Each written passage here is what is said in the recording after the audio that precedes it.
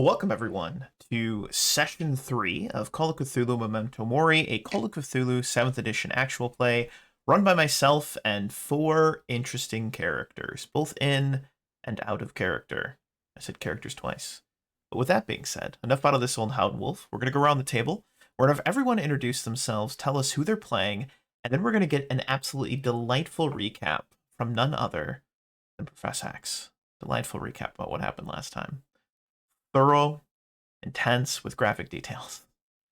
All the big details. The giantess details, as it were. But enough out of that. Let's go around the table. Let's go Sanbei, Professor X, Matthew, and Symbol24. Take it away, gentlemen. I'm Sanbei, also known as Jeff in the real world, and I am playing Anton Andreevich Orlov, a smuggler of fine goods for very interesting people.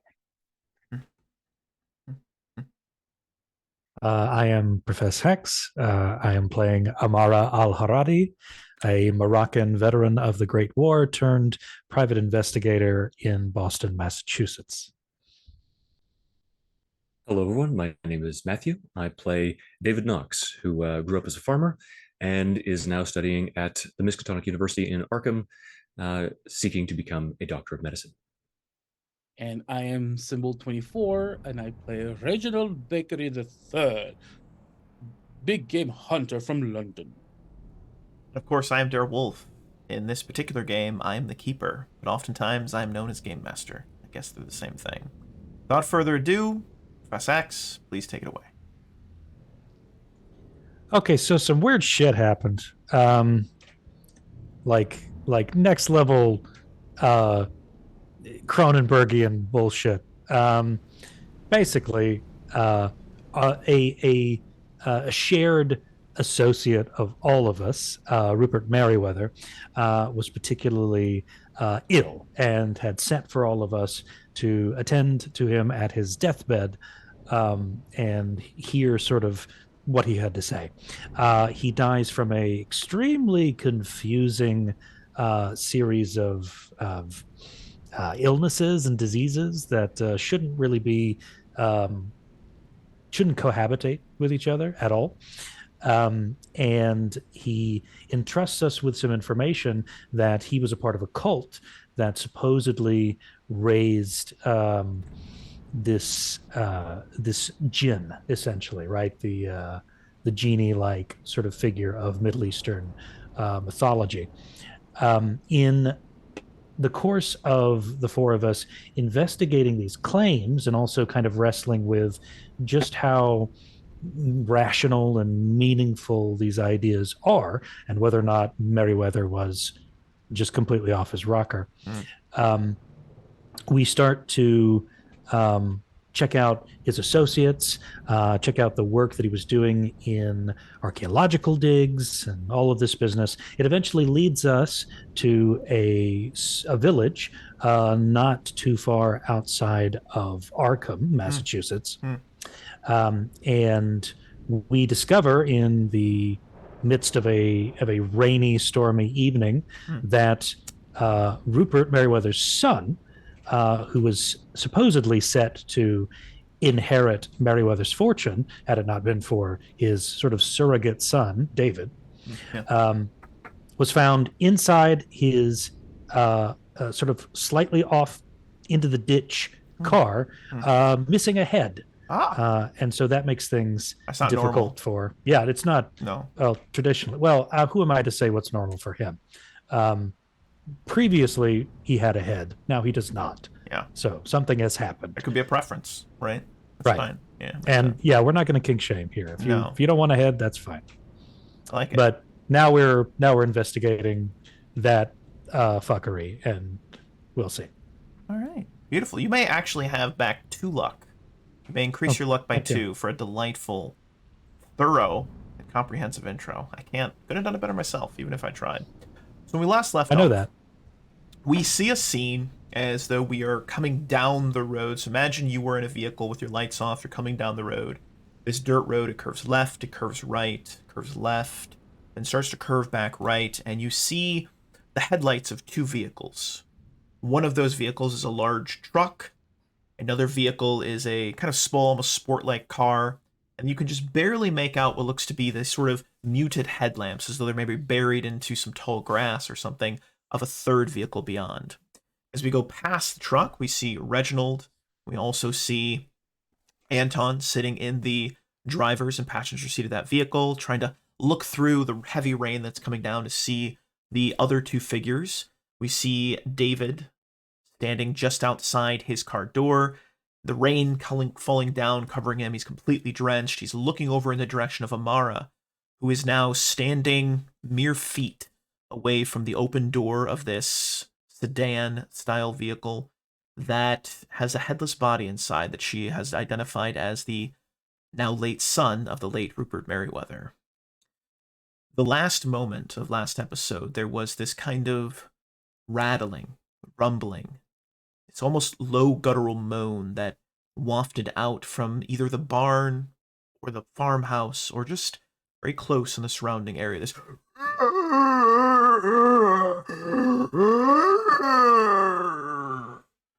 sounded almost like a bear. Maybe it's hard to tell as this sound is ending. There is another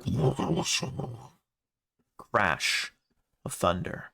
But I leave the scene to all of you to determine how you'd like to best proceed. Could I actually make a natural world roll to try to assess that sound? Is it something that David, given his experience in the wilderness, actually is familiar with, that he could identify? Yeah, please go for it. This is going to be a difficult check. Natural world. So hard. Hard, yes, thank you. Yeah. So, David, to the best of your ability, that must have been the sound of maybe some sort of like bear, maybe brown bears, black bears. Black bears are native to this area. You're pretty sure.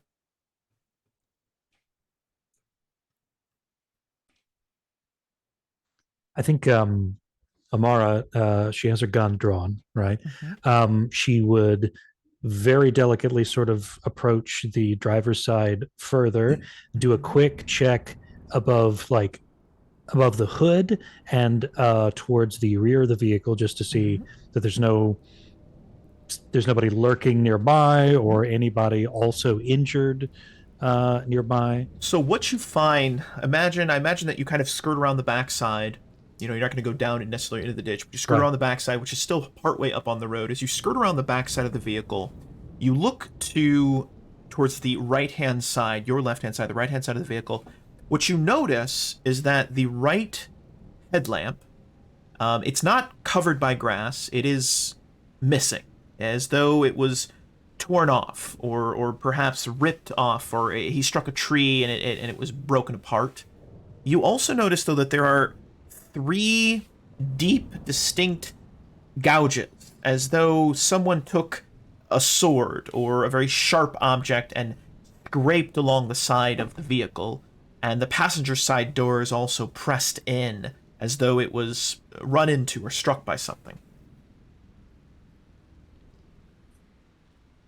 I don't see any blood stains apart from what is with Merriweather's son. Correct. Okay. You would deduce, though, that if they had been fresh bloodstains, there's enough rain coming down that it may have washed it away if it was, fresh. What about footprints or drag marks? Beautiful question. You do notice that there appear to be some large muddy kind of like indents in the ground and this kind of dirt road around. But again, the rain is coming down so hard that it's all becoming just mush. And if you'd like to make an investigation check or some sort of check to try and see if you can identify something, that's fine. But it's going to be a difficult, hard check. I will try, but what skill would you like me to use there? That's a Spot great hidden, question. probably? Spot hidden would be my That's probably going to make the most sense. Let's just go with spot hidden. Yeah. Okay. Tracking as well, if you had that. Yeah, track. I would say Survival. tracking. Yeah. It's all mush. Well, it doesn't matter. It could be you're looking and you think you see maybe that's a print. No, that could just be where the car skid. It's impossible to tell. The rain is just too heavy. While Amara is investigating, Reginald steps out of her vehicle, opens the back door, reveals from the floor that Bernard had stashed away his elephant gun under a Beautiful. Why can't Little I think of the word? compartment. No, just Just a tarp? just not, yeah, just Like a gun some- case? No, the gun case is in, is under like a Tarp. Oh, it's like a tarp Okay. or whatever. Yeah. Just Yeah. like a blanket. There you go. That's the word I was looking for. Tucked away. I like it. It was just tucked away, so Uh-huh. he unzips the gun case, takes it out, loads the elephant gun, Uh-huh. takes the remainder of the shots, puts them in his pockets, and strides over to where Amara is looking down slowly. Yeah. I think Amara would, getting a sense of the immediate surroundings of the car, right? Like 5-10 feet out, would then turn to look back towards the vehicle and sort of call through the rain, David, and gesture for him to arrive. David sort of slipping slightly given his bulk and his lack of dexterity on the muck and mud of the road, has the shotgun that was pointed out by Anton earlier on in his hands, holding it quite comfortably, and he slowly and carefully makes his way across that span towards the car. Give me a spot hidden as you're making that trick.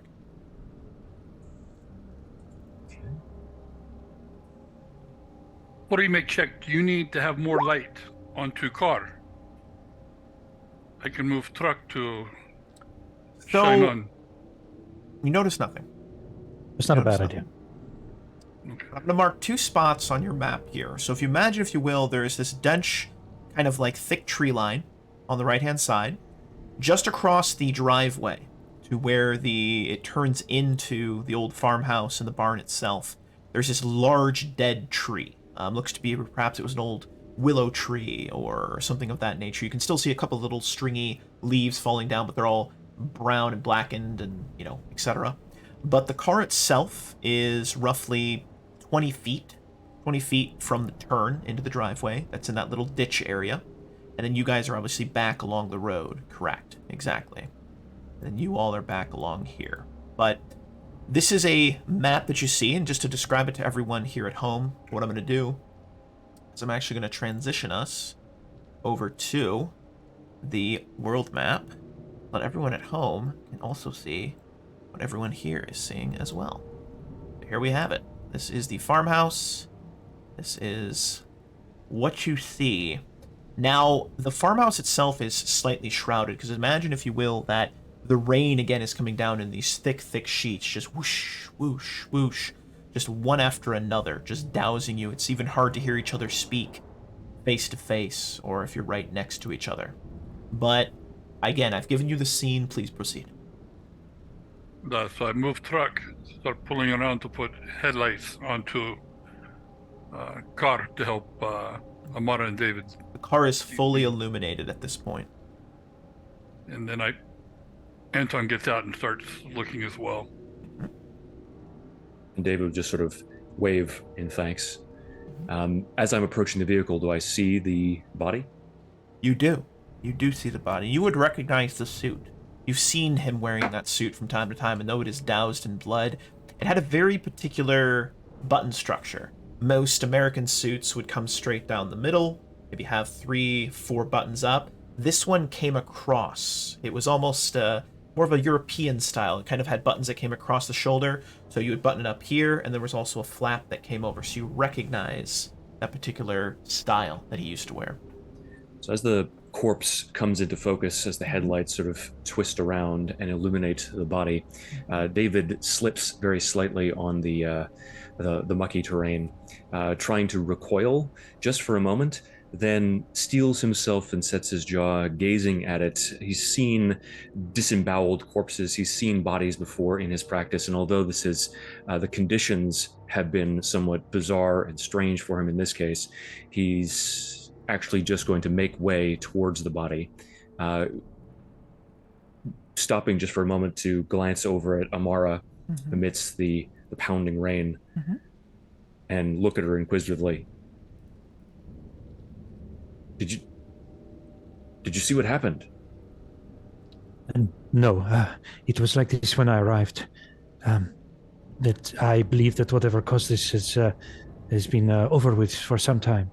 Do you think you could check the the area and see if what exactly happened? A bear or some kind of other attack? Sort of quirks his head awkwardly. I think I did hear one. You must have heard it as well over the storm. The howling or the groaning. I don't entirely believe that was an animal, but I would desperately hope that was the case. Whatever foul beast, it needs to be hunted. And you hear the splish splashing of Reginald arriving, Mm-hmm.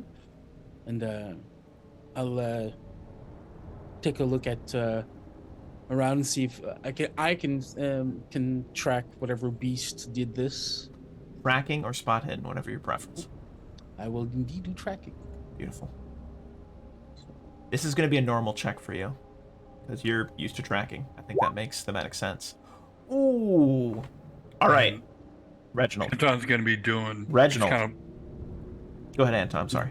You want to spend luck? I was going to say you can spend luck. Yes, I've never played the system, so I. Yeah. This is a great teaching moment. Great learning moment. So you have a resource. It's called luck. Occasionally, when bad things may or may not happen, I may ask you to roll luck. Mhm. You can spend 1-for-1 resource to reduce your check to basically meet. So you'd have to spend 9 luck. You would reduce it permanently at the end of chapters, at the end of scenarios, certain sections of gameplay.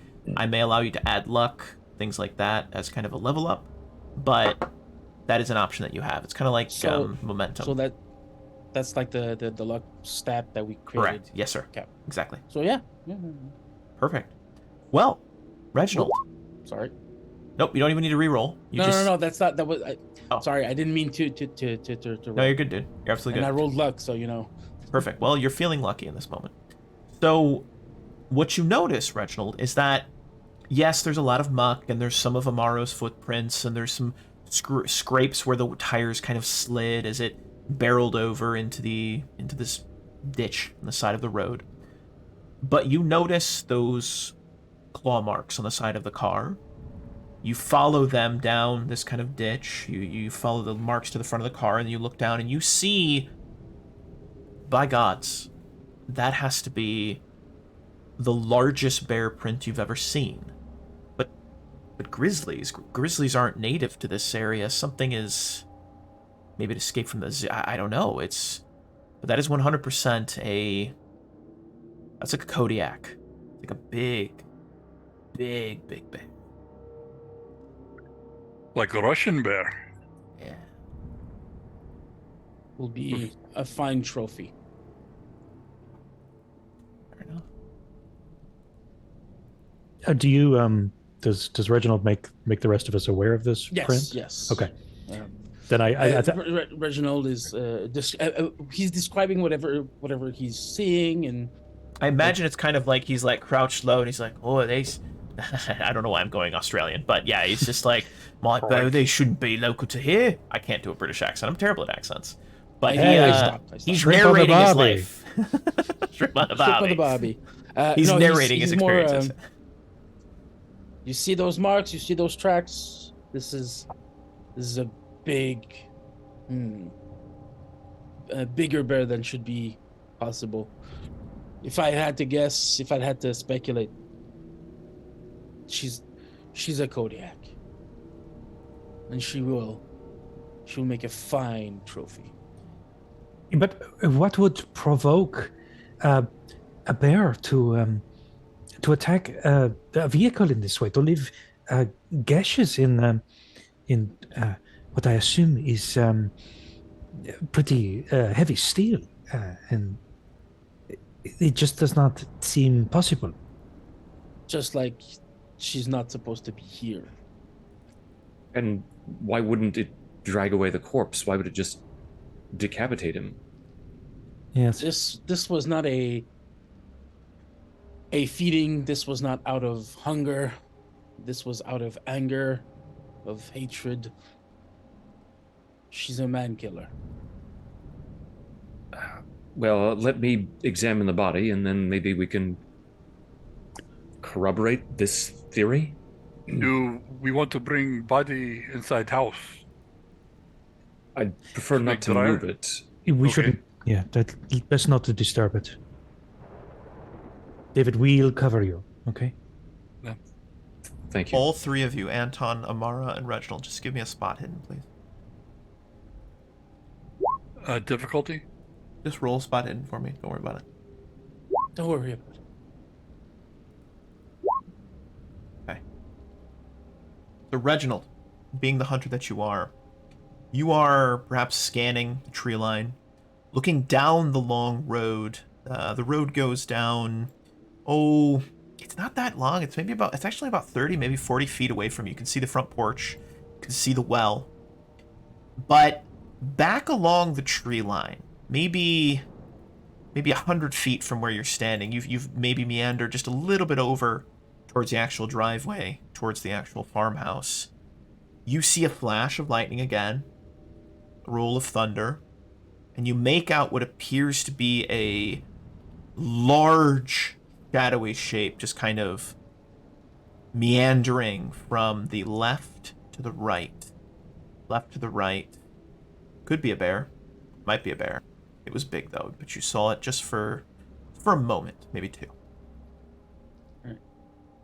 I will try and hide from it Mhm. and start making my way to get into position so I can shoot it. Beautiful. Beautiful. Want me to make a stealth roll or? Yeah, absolutely. I want you to make a stealth roll. Now, are you going by yourself? Oh, I don't say anything. Okay. Beautiful. Beautiful. I'm no longer there for you guys. Reginald, you've hunted large game, beasts. This is your wheelhouse. You are not all talk, as it were. You're not all talk. So you go into this kind of hunter mode. You crouch low, you move, barely making any sound, like almost finding where the puddles are the shallowest, so they make the littlest splash. It's instinctual. But as you move off, you get to just about, it's only about 20, maybe about 10, 15 feet, actually, from where Amara, Anton, and David are standing, as David is circling around the backside of the car, perhaps taking his time a little bit. It is a gruesome scene, looking at the blood splatters. Anton, you are just surveying everything that's going on, watching, taking it all in. The rain is again falling down. You're all completely soaked. In fact, each of you is involuntarily starting to shiver a little bit, as you're cold. It's getting colder. It's maybe about 50 degrees, perhaps even into the 40s at this point. So that rain feels almost like ice. But Reginald, you have moved up. You are near the inner edge of the tree line at this point. You've readied your gun, kind of brought it to bear, no pun intended. And as you look down, waiting for that next flash of lightning, you wait. 10 seconds, 15 seconds goes by. All you hear is this crash of rain. Just whoosh, whoosh, whoosh. And there's that flash of lightning. You look directly towards where you saw this massive hulking creature or shape of some sort, and all you see is dense tree line. You wait again. Another couple seconds. There's another flash of lightning. Another roll of thunder. More tree line. Perhaps it was a trick of the light. Perhaps not. David, you round the side of the car, getting into position to look at the body. I'll have you roll a medicine, some sort of education roll, whatever's easiest for you. He's actually going to get into the passenger side Oh, and take a moment to try to work feeling back into his hands and rub them, blowing into them. He's going to slick water from his face, his hair plastered to his forehead, just wringing out a little bit of that dampness. he wants to sit in the blood seat. No, I mean, but The there's blood in entire there? inside of the car was filled with blood. Oh, okay. Then I just will- assumed you didn't want to get in. That's why I wanted to stop you before you. I mean, That is- maybe that he's is into totally that. fine. I don't know. That's Is weird. there a back seat to the car? Covered in blood. Interesting. Okay. Yeah. Then yes, I will not get into the car. All right. We will walk that back. Yes, I'll examine the body then from the driver's side. Yeah, there's more blood inside than there should be in the human body. That's the first thing you notice, without needing a check. And Well, that then, sounds familiar. yeah, it does sound familiar. I will spend those 5 points to get a success. This man wasn't eaten by a bear. His head wasn't torn from his body. He shot himself. But you look at the gun, this small revolver, it shouldn't have done that. There should be a head. There should be maybe a hole. But that's all you figure out. I'd like to... I see the gun on the ground. It's in his hand. It's not smoking anymore. It was when Amara approached. But his hand is like slumped out the side of the vehicle. The only part of his body that's not bloody is the arm. Is the arm. It appears to have been drenched in rain and perhaps slightly, cleaned off. So as you reach down for the gun, you notice something. Something that Amara missed. You notice that there is kind of this pentagram-like carving, as though someone took a blade and carved into the backside of his hand this bloody scar on that arm. And that's what you notice. Does it seem to be at all reminiscent of some of the other symbology that we have seen in our investigations of the cask? It seems familiar to the description of the ritual that you read. They mentioned in that ritual that they had created a kind of pentagram or this symbol with the dust. You remember? Inside. Yes. And it reminds you of that in some way. Yeah. To give you an idea of what the symbol looks like, I'm going to show something to you so you can see it. And what I'll do for kids at home is I'll drag you guys over here real quick. That is what the symbol that's carved into his hand looks like.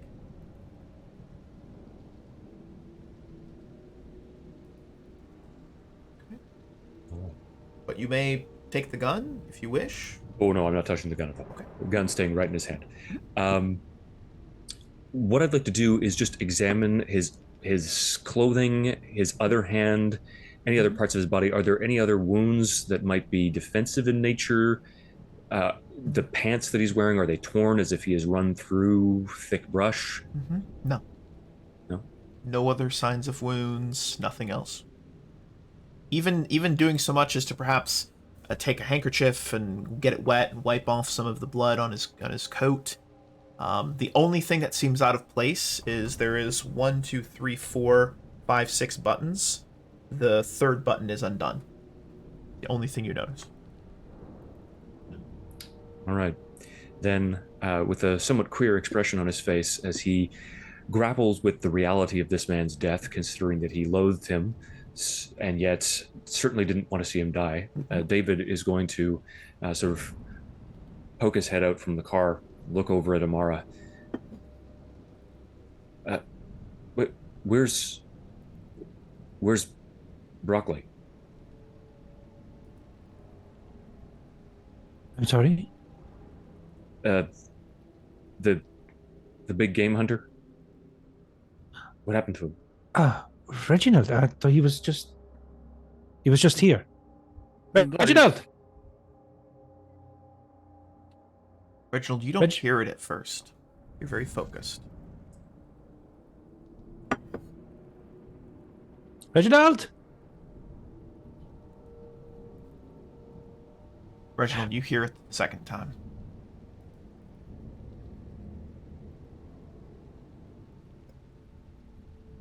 Do you respond? Given if there's no response, then Amara would swear under her breath, "Put down the mouth." Where would he have gone? Possibly made his way to the cottage, which is a very good idea. We're going to get hypothermia out here. Briefly, he committed suicide. Not Reginald, but the Mr. Merriweather. Gunshot wound to the head, although it makes no sense. It's impossible. A firearm such as the one he's carrying couldn't possibly have inflicted that kind of damage. I don't understand. Absolutely not. This caliber, this looks like artillery fire, not. I don't know what to tell you. There are no defensive wounds. There's no suggestion that he was clawed by this bear. I can't explain it. All right, listen, David, come with me. Make sure that gun is ready. We are going to make our way to the farmhouse. Anton, what I want you to do, get back into the vehicle, use the light that's provided by the headlights, try to find Reginald. Take his fellow with you. What is your name again? Oh, he's not there. Oh, crap. You're talking about his assistant? Yes. Gone. Yeah, he never came with us. Yeah. Bernard never came. Not there. Bernard. Okay. Damn it. The Anton, try to find him. When you do, get him to the farmhouse. Yes? As you're talking, you start to hear behind, in direction of the farmhouse, some walking towards. Hear the quick, quick, quick, quick. Well, we can't hear that. It's thundering, raining. Okay. Like fuck. Then I think at that point, Amara would sort of gesture for David to follow, would, have the gun sort of at the side, like you see on, FBI agents running on television all the time with the gun to the side. And so then as head you turn down.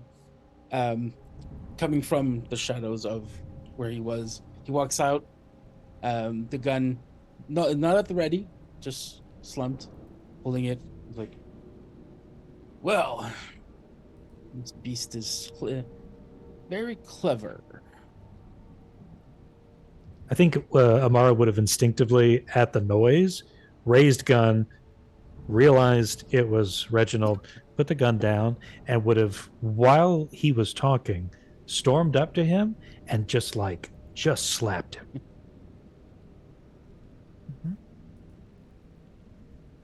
Barkley, what the fuck are you doing? Where were you? I am on the hunt.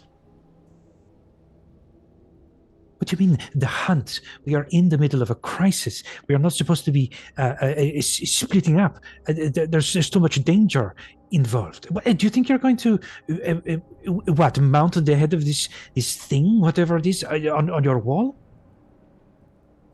That's what I plan to do.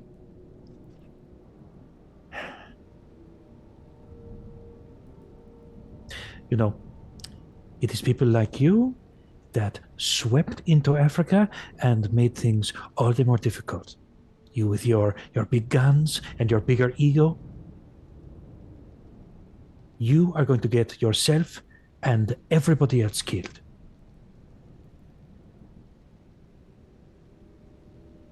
We're going to the farmhouse. You can follow us if you like.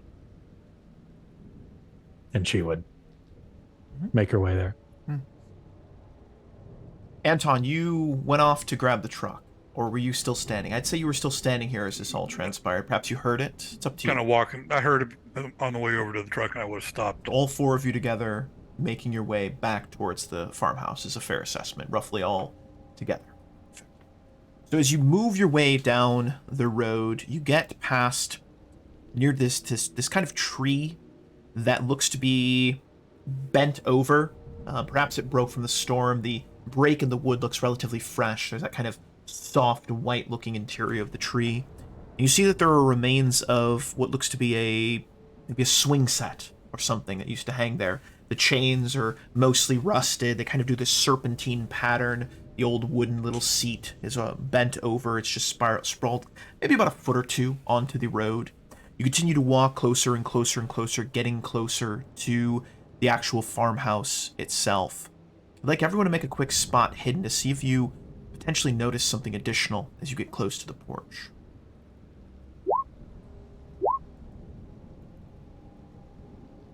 That hidden. Beautiful. Beautiful. All right.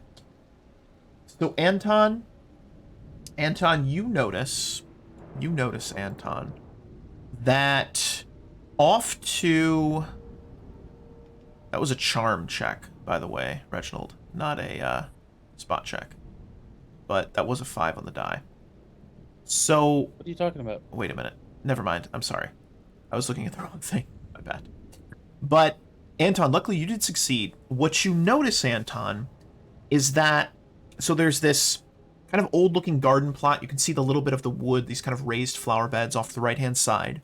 The ground there is all not freshly churned, but you can see that it's kind of been, like, dug up, maybe scratched up. Maybe something was digging there, is what you notice. But what's most important, what you noticed, it stands out the most, is that there is some pretty decently looking grass here, though it's kind of grayed and decrayed and decrepit looking, all browned away.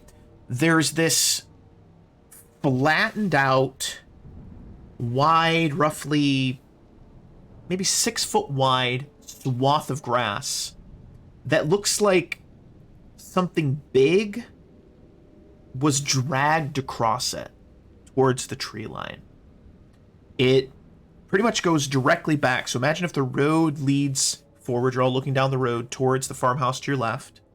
It goes down the way right as the edge, right next to this water well. And there's just this flattened bit of earth and grass, just completely flattened.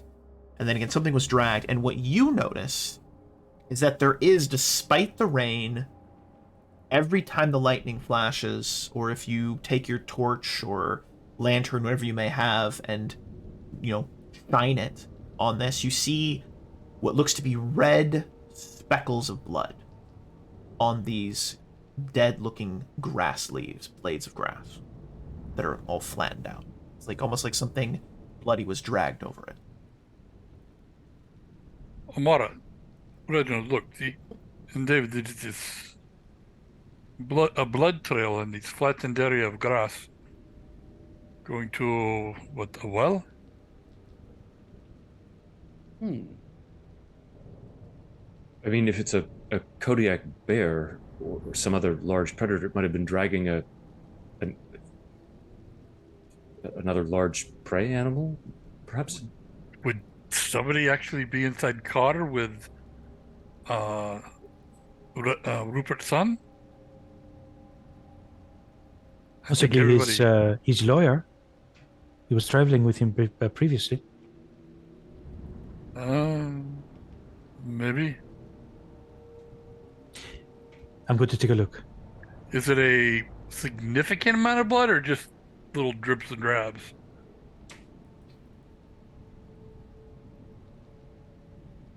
Something was bleeding heavily. It could be like a gut wound. It could have been, like Amaro suggested, perhaps it was a deer, or perhaps it was the lawyer. Doesn't seem like an inordinate amount, but it's enough to where if something was killed and dragged across, that this would seem like the proper amount of blood, if there is such a thing. Sure. The claw marks in the car, were those on the driver's or passenger side? Passenger side. The door was dented in. So, if he was passenger, that's where the damage on the car was. So, no question. Do we follow or do we... I think at that go point, inside us? Amara would have already gone, just at least to look into the well, if not. I follow to keep up. As you look down into the well, Amaro, that's my understanding, is you're moving over to the well specifically. Yes. So you're Yes. right on the edge of where this flattened grass is. You see those little blood marks. At your present location to them, they're easy to see. You don't need a spot hidden.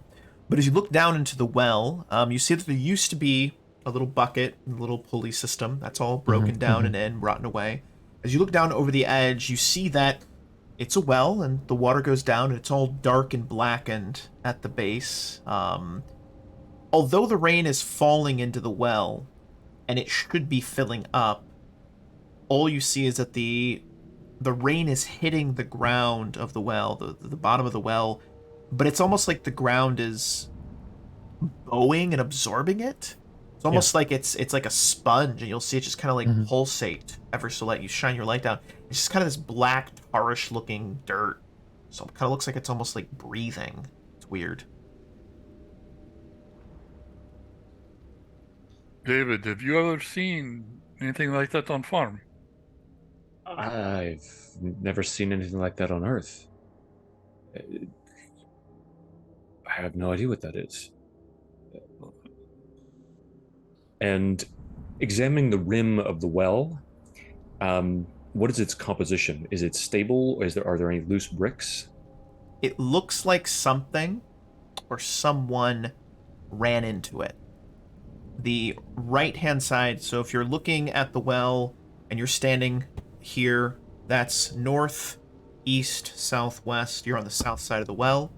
The east side of the well, it looks like something ran into it. It could even have been a person, like they were running and they were playing football and then they slipped and slammed into it. So if you imagine these bricks that are offset slightly and they build up the rim of the well, the top 3 bricks, kind of this like triangular amount, have been knocked off and you can see that there's this kind of black, tarish looking substance that is like kind of like sprayed over it. And it's thick, so as the rain hits it, it doesn't wash away. It's sticky and thick like tar is what it looks like. Can I examine that to determine what it might be? Absolutely. Yeah, for sure. Do you have... Double check. Let's do the same check we did for the car. Same one. Medicine? Yep, medicine check. Nice. So you recognize this. You've seen this. You mentioned cadavers earlier. You've seen this as you've perhaps dissected or watched a dissection happen of a cadaver. The blood, if not properly drained on some cadavers, it congeals and becomes this kind of thick, tarry, black-like substance. This looks exactly like that. Well, I think there's some congealed blood on the rim of the well, but that still doesn't explain what's actually down there.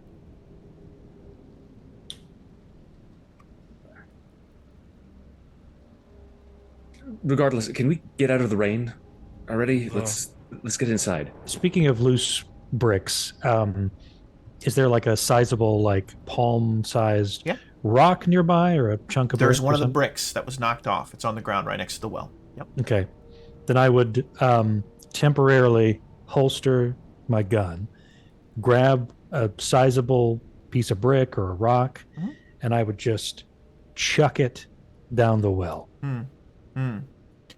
Strikes the bottom of the well, and there's this kind of thing. Seems to kind of pulsate. And then you see this kind of hissing steam start to rise up as though the brick itself is being superheated. And you watch as it kind of whooshes up. Perhaps even that you'd pierce the covering or the core of something. There's this thick steam, billows up, rising up, kind of like combating the rain. It gets about halfway up the well. The well's about 30 feet deep. And then you watch as the steam clears and the brick is gone.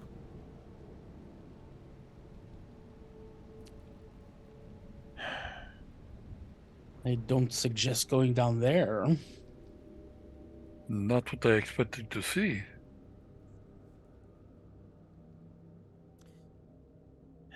And I lower my 45. Let's get inside. Yes. So, as you get up to the front porch, the first thing that you noticed is that on the inlets, all over the doors and windows, there are carved symbols of a strange nature. They look similar to the symbol you saw carved into Meriwether's son's hand. They look similar to the symbol that was described in the ritual that Meriwether's letters and notes spoke about. Does anyone have occult as a skill? No, but I think we all at least have it at 5%. Roll it up. Right. Find it again. Yes. Oh, there it is. Well, close. Okay, wait. I've got enough luck. I'm going to spend 11 luck to at least get a success. So you would recognize not the entire symbol, but there had been witch doctors or shamans that you'd met when you lived in Africa or something of that nature. Perhaps when you were traveling, you met one. And you recognize a symbol that was carved over a hut.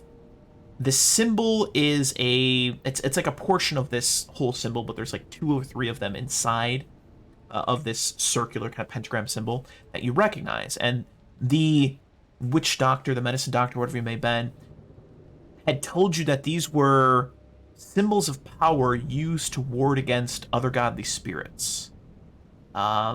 It's kind of like a spiritual defense against the beasts of the darkness, sort of thing.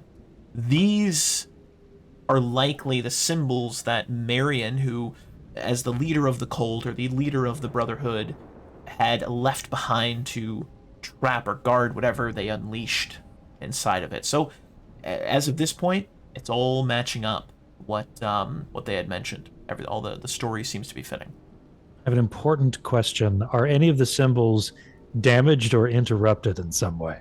No. Okay.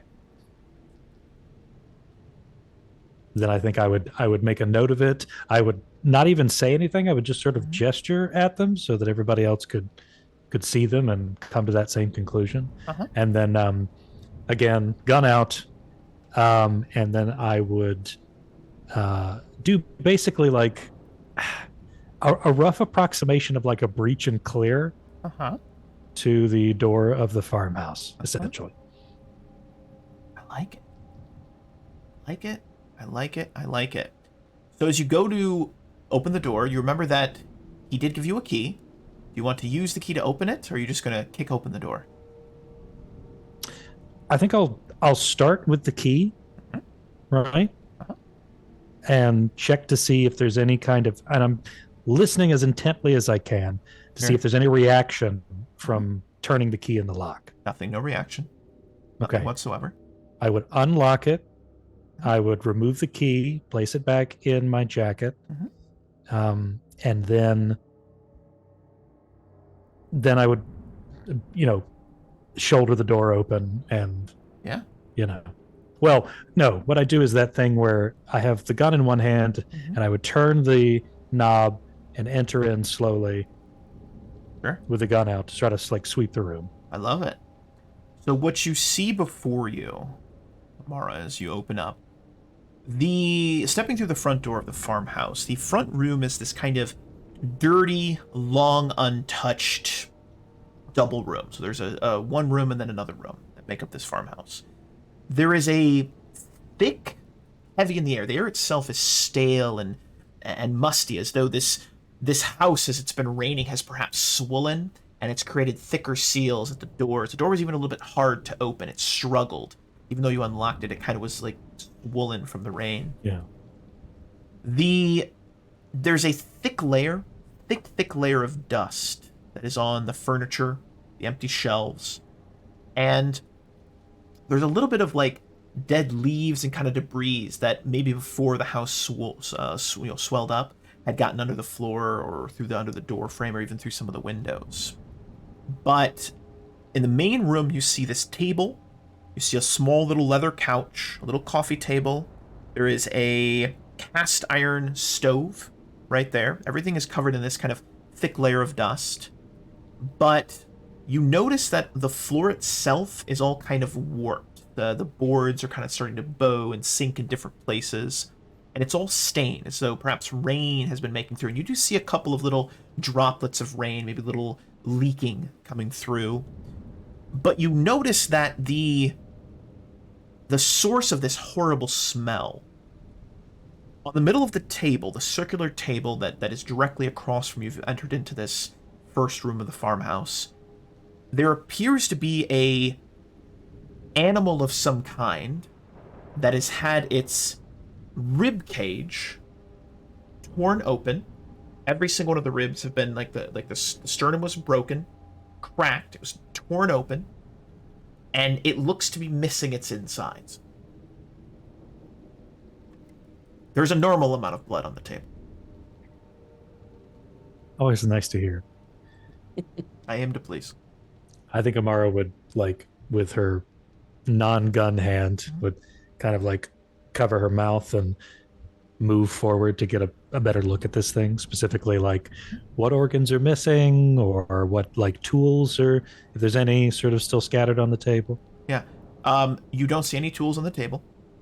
You Okay. do see a steep set of stairs that travels down into what must be a basement. In the room to your left, which has the fireplace, what looks to be a bedroll of some kind, you notice as you entered in, although there was a bunch of dust in here, there looked to be some relatively fresh footprints. Human footprints. Maybe a thick boot that had looked to go from the front door over to this bedroll and then over to this desk right here. There's a little desk off on the left-hand side there. Mm-hmm. But the organs that are missing, it's completely cleaned out. It's missing everything. There's no kidneys, there's no lungs, there's no heart. It's just like someone reached in, scooped everything out, and left just skin, bone, and fur. Looks to be a rabbit of some kind, as far as you can tell.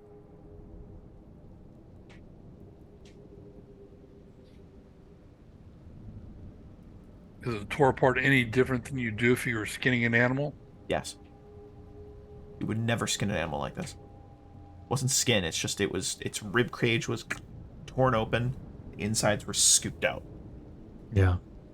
Basically, quite literally disemboweled. Correct. Yeah. Yeah. Everyone give me a listen check.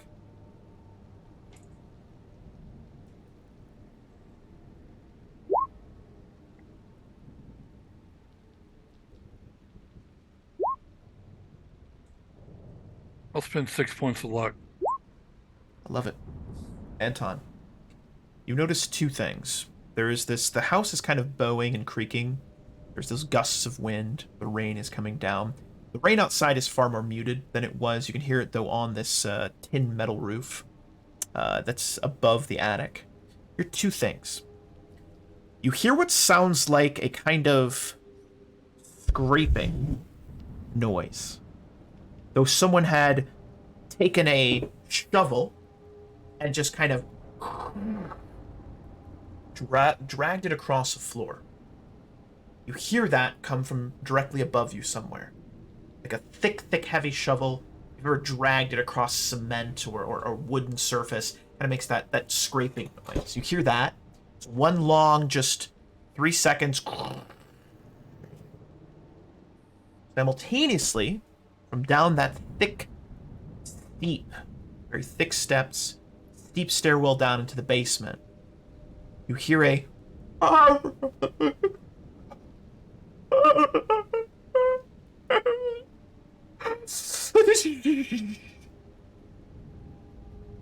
So crying sounds.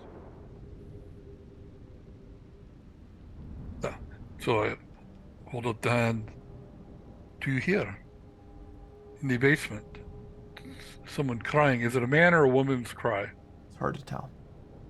Is someone crying? But in the attic, it was a scraping, a long scraping across the floor. Wolf, when we were approaching, did it look as if there was a secondary? Yeah, there's looks to be two stories. There's an attic, Okay. a main floor, and then a basement, but there's no basement windows. It's kind of like that. It's a farm basement. Okay. 3/4 Just wanted to high. check. You have to bend over. Yeah. Yep. There is an attic. Mm-hmm. Okay. But there doesn't look like there's any, at least that we can see, access up there. No. Okay. No. As far as access, excuse me. Yes, there is a trap door that is in the center of the other room. So the room to your left-hand side. It contains the fireplace, a cot, like a bedroll, looks like a backpack, not a backpack, but a sleeping bag, and then this desk with a bunch of papers scattered over it. Mm-hmm. So glancing into that other room, David is just going to tentatively note, in his delusions, Rupert, Mr. Merriweather, he did say that the thing was in the attic. Nada. It's just...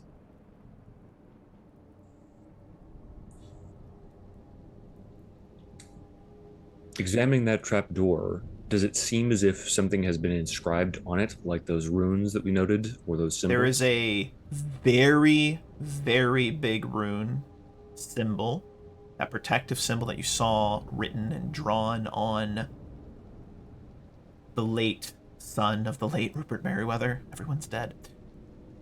It's carved into that wood. But you notice the wood is slightly splintered, so the symbol is not wholly complete.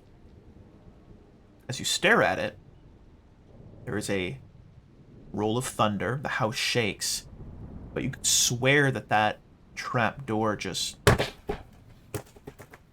shook just a little bit more than it should have if it was thunder. Glancing over at the papers on the table, David is then going to turn back to Amara, clenching on that shotgun slightly. Mr. Merriweather did say that everything we needed would be here. I suggest that perhaps you review the papers, and Anton, if you wish, we can investigate downstairs. There is a crash, as though something large, like a box or a crate, was knocked over. You hear this kind of shuffling noise from downstairs, like someone's rushing quickly, scraping their feet, maybe dragging a foot, and you hear another box or some sort of chest get knocked over downstairs. We have a light. You To have get your it torches, downstairs. you have your little Okay. lamps. Yep. So let's go. I would turn to Reginald and I would say, point that thing at that door, and if anything comes out of it that does not look like any of us, you destroy it. Yes, ma'am. And then I would move over to check the stuff on the table. As they're crossing, David will just sort of place a hand on her shoulder for a moment, and then point to the symbol on the trap door leading upstairs. It seems that I'm giving in to this supernatural nonsense, but if you have the time, maybe you want to. And he points to the sort of crack that has formed across the protective symbol. Don't know if you can. He just shakes his head and starts walking off unless she stops him. Yeah. Before David completely descends down the stairs, she would say, there are more things in heaven and earth, Horatio. Don't gloat. It's not becoming.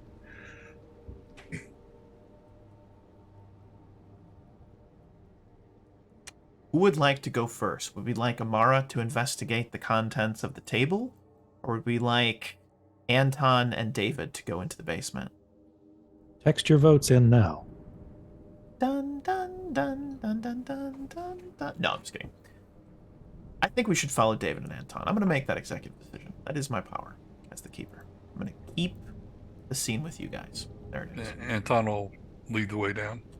Each one of the steps makes a...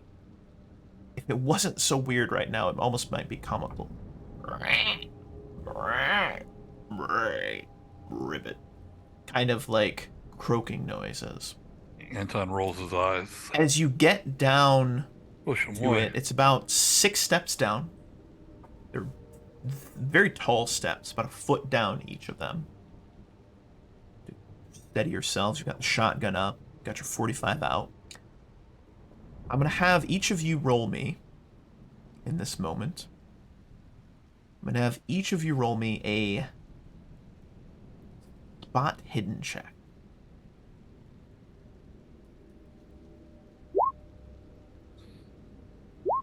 I'll spend 1 to make that a hard success. So here's the good news. You managed to make your way down into the basement. What you see is a small kind of low ceiling. You almost have to crouch a little bit. You're very tall, David. But a low ceiling, earthen basement. The ground itself was never paved or enough wooden floor wasn't put down. It's just dirt.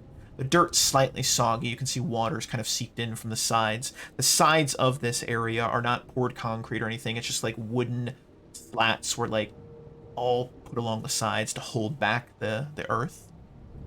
But as you climb down this stairwell, hiding just underneath, kind of like to your left, so you walk down, there's no railing to your left. You look over and you maybe have the torch that Anton has. It shines just a little bit to the left, and you see the whites of a man's eyes. You see him. His eyes are wild, wide. He looks almost like a madman. He's wearing a wide brown-brimmed hat. It is got like a very unkempt beard. It's gray, kind of this white strip of gray and white down the one side.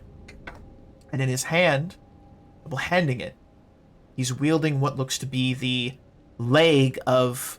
Oh, you see it. It's over there. It's just across the way, a table. There's a large nail in the side of it. And he rises it up and he screams, You'll never take me alive! You'll never take me alive! Ah! Ah! And he just starts screaming at you. His eyes wild, his hair starts to almost like fly around. We're going to roll a dexterity check. Both you and Anton, we're going to roll a dexterity check, and then Mr. Red Jake here, this crazy man in the basement, is also going to roll a dexterity check. We're going to see what happens. Not good. I'll spend 3 luck. He rolls 45. He actually got a hard success. He's going to swing. He's going to swing at David. David, do you have dodge? Anything like that? I think I will choose to fight back if that's possible. Yeah, absolutely. Absolutely. So you're each going to roll. So you can roll a, I believe it would be guns check. Correct me if I'm wrong. Small guns. I think, would it be possible for me to attempt to sort of parry the blow or strike him back? Or do a with fighting the butt check? of the Compare rifle? the two fighting checks? Yeah. Exactly. I love yeah. it. Let's do it. Absolutely. Roll it up. Beautiful. He swings, kind of bringing this club, this impromptu club. He swings it. He's going for your knee, like he's going to break it. If it strikes, it'll likely break your knee. You manage to take the gun, slam it down. The butt of the gun strikes the floor, strikes the actual step that you're standing on. It blocks it. He wails. Upstairs, Amara, you are approaching that table. There's another roll of thunder. And this time there's no doubt. Something rattles. Something rattles that trapdoor up there. Rattles it.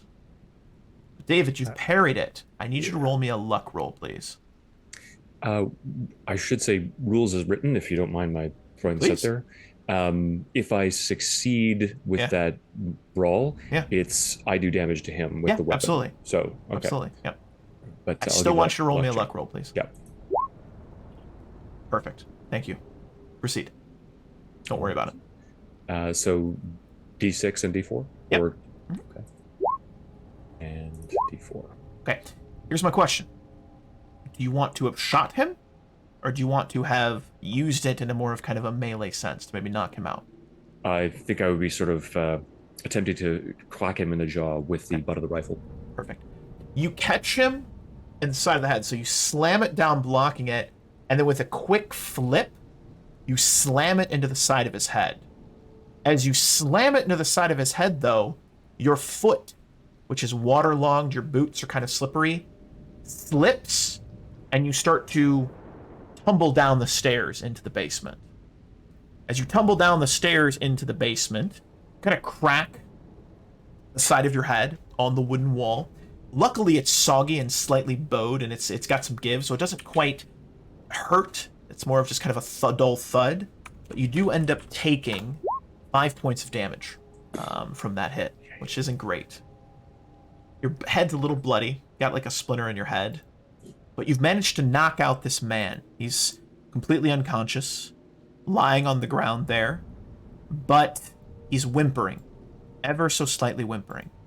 Anton, as you perhaps rush down after him, getting to the base, helping David up. David, you've got a little bit of blood trickling down the side of your head, kind of right where your temple is.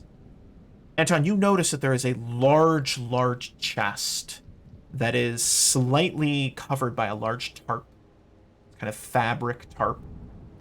And you see that that chest has, you guessed it, the same types of runes and symbols that you've seen carved, these protective kind of runic symbols. Give you a moment to discuss what happened between the two of you. David, are you okay? You're feeling that for quite some time. I probably have a concussion. Actually, I was speaking everything in Russian. And somehow you understood it. What? I'm joking. Are you okay? Now's not the time for levity, I don't think, Anton, although I'm seeing 4. That's not good, because I don't think you're holding up 4 fingers. No. It's only 2. But should get better. Is he dead? I reach over real quick and just kind of not so gently elbow him. Not The man David. does not move. Okay, are you okay? I check out the body. I go over and start rolling him over. He's lying face down in the sort of muddy basement here.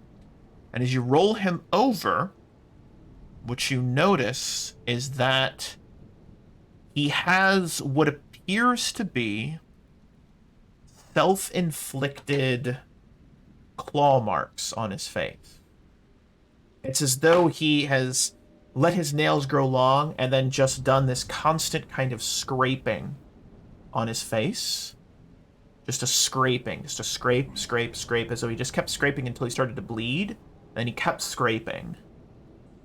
And you can see that his right eye appears to be completely bloodshot.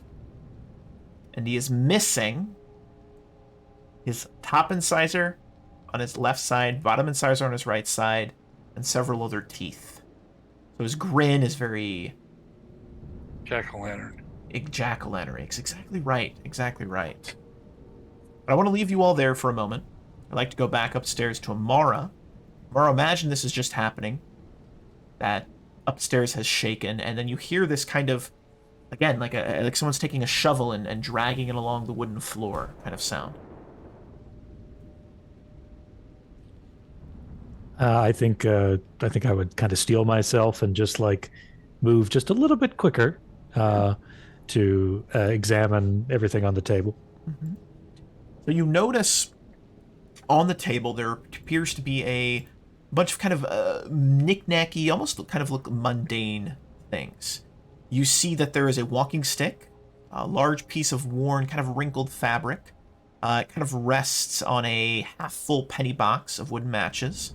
There's also a small bit of soap, a tin cup, a screwdriver, a can opener, a jackknife, and the stub of a candle. You recognize this. You don't even need to make a check. This is a unwrapped bindle of some sort, like a hobo's bindle, something that they might throw over their shoulder as they're, traveling from place to place. But the other thing you notice is that there is a leather, kind of like a leather mail carrier's pouch, very similar to what you might have seen in the military. Someone that was bringing mail between the different troops and locations during the Great War to keep it dry. There's a little pouch there, and it does appear to be full of something, likely mails or letters of some sort. I think I would immediately sort of gloss over the bindle stuff and immediately go to the satchel, open it up, and see what's inside. There are what must be maybe 100, 200 letters, all neatly wrapped together. There is this thick twine that's been used to pull them tight to compress them. And as you pick them up, you can see that they're all addressed to Marion. They're all addressed to that kind of leader of the cult. It was Marion. I might be saying his name wrong. I'm sorry. Having a moment. Let's see here. Yes. Marion. It is Marion. Yes, I was right. Yeah. So it's all addressed to Marion. And it's to Marion from Marion. So it's Marion Allen, address to Marion Allen, different address. First address is Arkham. Second address is a somewhere in Louisiana where he was found dead. Okay, so you said there were, what, like hundreds of these? Perhaps 200, between 100 and 200 letters. Yeah. Okay, and it's bundled together. I want to take one of them out, right? Slide one of them out, and then I'll put the other ones in my jacket, open this one up, and just try to see what it says. It knows, it knows, it knows, it knows, it knows, it knows, it can't know, it knows, it knows, it knows, it knows, over and over and again, written in just aggressively small print, just completely covering this little page. Yeah. Very all work and no play. Yeah. Correct. Yes. Got it. Yeah. Then I think at that I would sort of look at it and Well, my dear, time is of the essence. I think I would, kind of irritated, crumple the letter up and just toss it in the corner of the room, and see if there's anything else in the satchel. Just those letters. That's it. Okay. Then I would toss the satchel aside. And is this a desk proper? Or is it a table? That's okay. proper. Yep. Then I would check the drawers. You find old dusty paper. You find writing utensils. You find a couple of, maybe you find a hammer, maybe a box of nails, but nothing else of any importance, nothing else of any significance, it looks like. Okay, then something occurs to me. I will retrieve the thing of letters, and what I want to do is I'll thumb all the way to the rear of the package, slip the letter out, put the rest back, open that up, see what that says. Luck check. Okay. There's another crash of thunder, the rattling. Nope. Okay. Same thing. It cannot know, it cannot know, it cannot know. It knows. The different, it is different. It says it cannot know, and then every 10 sentences it says it knows. Again, frustrated, bundle it up, throw it away. And then I think at that point, keep, turning around, looking at Reginald and sort of making sure that he's still aiming at the ceiling. I think she would trace back around here towards the top of the stairs and call down, David, Anton, anything? Yeah, duh. A crazy man in a box. Not the crazy man in a box, the crazy man and a box. The box has these symbols. Who is he? We just told you he's a crazy man. He's hacked me. Yeah, and he has done something to his face. I have not seen something like that since the waters.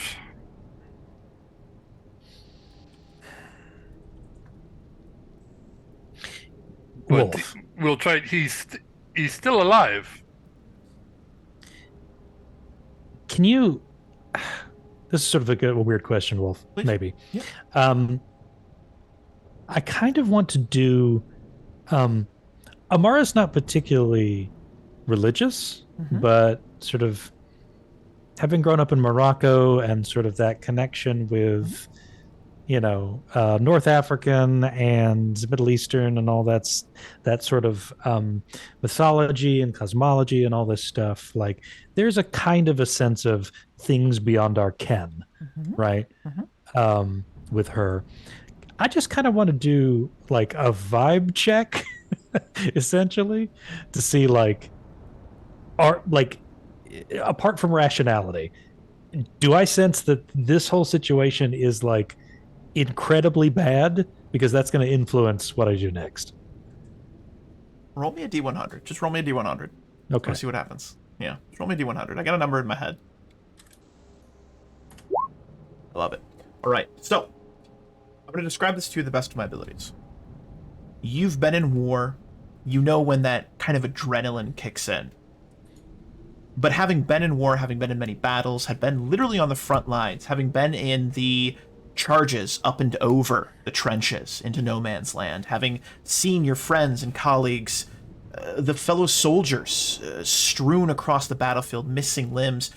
You had grown somewhat numb to the horrors of war, and not to say that you are fearless, but you had learned to know when fear was approaching and suppress it until later. Right. All of the hairs on the back of your neck are standing up. You can feel yourself shaking. This time, the fear did not creep up like it had in the past so that you could push it down and get the mission done in an instant. And it matches alongside with another roll of thunder and that rattling and scraping noise. But this time, Amara, scraping noise is accompanied by something. It's kind of whispery, otherworldly, kind of almost ghost-like voice. Yakmak, Mako Katoria Marian, Yakmat Mokatakai. The only thing you recognize is Marion, and it seems to kind of almost seethe and drip through the floorboards up into the attic. The voice seems to come not just from one location, but it was there, and every word, if you could even describe them as words, it was almost this kind of rasping voice. As if someone was coughing out and trying to speak but couldn't. Yes, it feels fucked up. Duly noted. Then I think at that point, hearing that, getting the sort of the vibe of the room, Amara would look at Reginald with a sort of a new focus, as if things had ratcheted up, another slot, and would say, "Gather everything flammable you can find. Get it here in the middle of the room. We're going to burn this place down." And then I would call down the stairs. Mm-hmm. David, Anton, grab the man and the box. Bring it up here. We're getting the hell out of here. David, can you walk? Yes. He's cradling his head. He stands, staggering again because the world swirls, his stomach churning as a result of that probably minor concussion that he suffered. He's going to kind of lurch over towards the box, examining it very perfunctorily. Is it capable of being opened? Is it locked? It is capable of being opened. Okay. It has it has one of those old like clasp latches that falls over, and there's a little like hook that sticks out, and then there's a bolt, like an old style like big key like lock on it. Okay, so it is locked.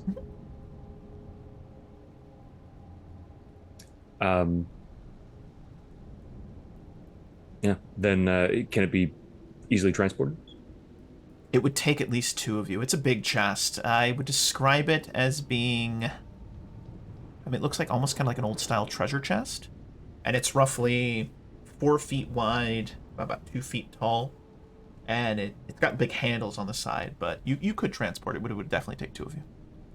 Okay, then David is going to move over to Anton and offer to help him with the man. I'm not going to be able to move that on my own. Okay. We'll take him and then it. That sounds good. And as you all are all doing that, Amara, you've got the hair standing on the back of your neck. You can feel your self just shaking ever so slightly. David, your head is swirling. Anton, you're focused as ever. Reginald, Amara had mentioned to watch the door you'd come in. The door had been shut but not locked. There is a pounding on that door as though someone outside is maybe trying to get in. The door bows and shakes. Just to clarify, I wanted Yeah, I was watching the ceiling, not the door. ceiling. The ceiling. trap Forgive door. me. So this is from the door where you came in. So you're looking up at the trap door. Then to your left-hand side, Reginald, where you came in, that door shakes and bows. You hear that rattling kind of pound, pound, pound, pound. But it is also accompanied by a very low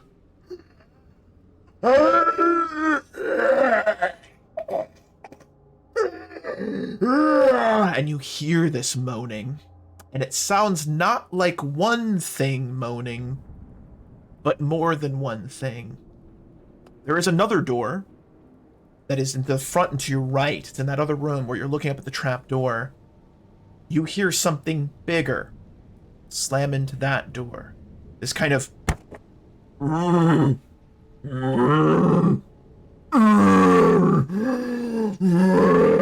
the whole house rattles. The thing, if there is a thing, that shovel-like sound upstairs. Yagmar Makatorai, Marion. Yagmag Mokatoi.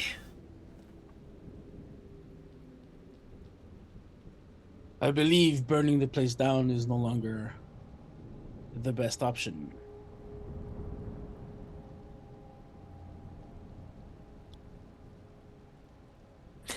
Then I think of Amara having, her head whipping to, look at all these instances. I think she would then start trying to barricade the windows and doors, right? And sort of gesturing for Reginald to do the same. Oh yeah, Come. Reginald's doing You've the same, all, helping. so the two of you begin to barricade these doors.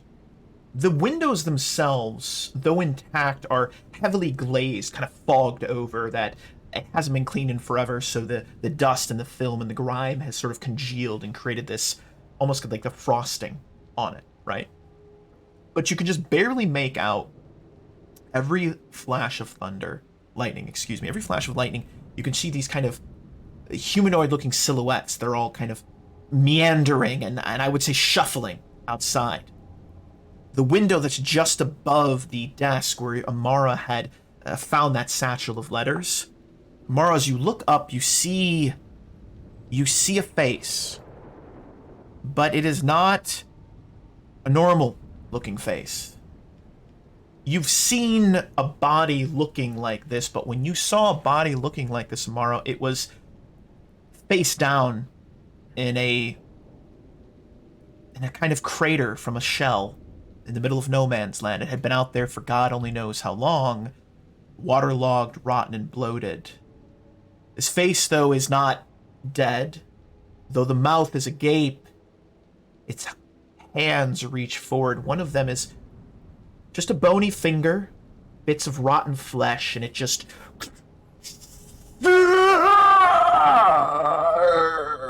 Roll me a sanity check, please. No, I don't want to. Roll that sanity check. Roll it. You somehow managed to hold it together. I That think I would still let out kind of an audible, like, sharp intake of breath and, flinch a little. Yeah. I think I would call over my shoulder. Faster, Reginald, faster. You all are taking the time to start to barricade the windows. Feel yourselves inside. The thing, or this voice from upstairs, you hear that it's starting to become more consistent. It's every so, maybe it was like every 2 minutes. Now it's every minute and 45. Just a scraping noise. Down in the basement, the two of you have heard kind of this like shouting, the rattling. You hear Amara giving orders to barricade. Who is approaching the chest and getting close to it first? Well, we're gonna bring up the crazy dude first, Cool. then go back for the chest. Yeah, so you drag the crazy dude up to the top of the stairs, lay him down somewhere, put him in a chair. What are you doing? I think we just drop him off in the corner over there, pretty much. Yeah. You drop him off in the corner. You drop him off in the corner right by the round table where this rabbit has been, literally gutted.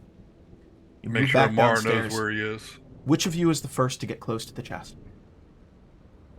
I'll head down and point out to David that this chest has the same symbols that we find on the door.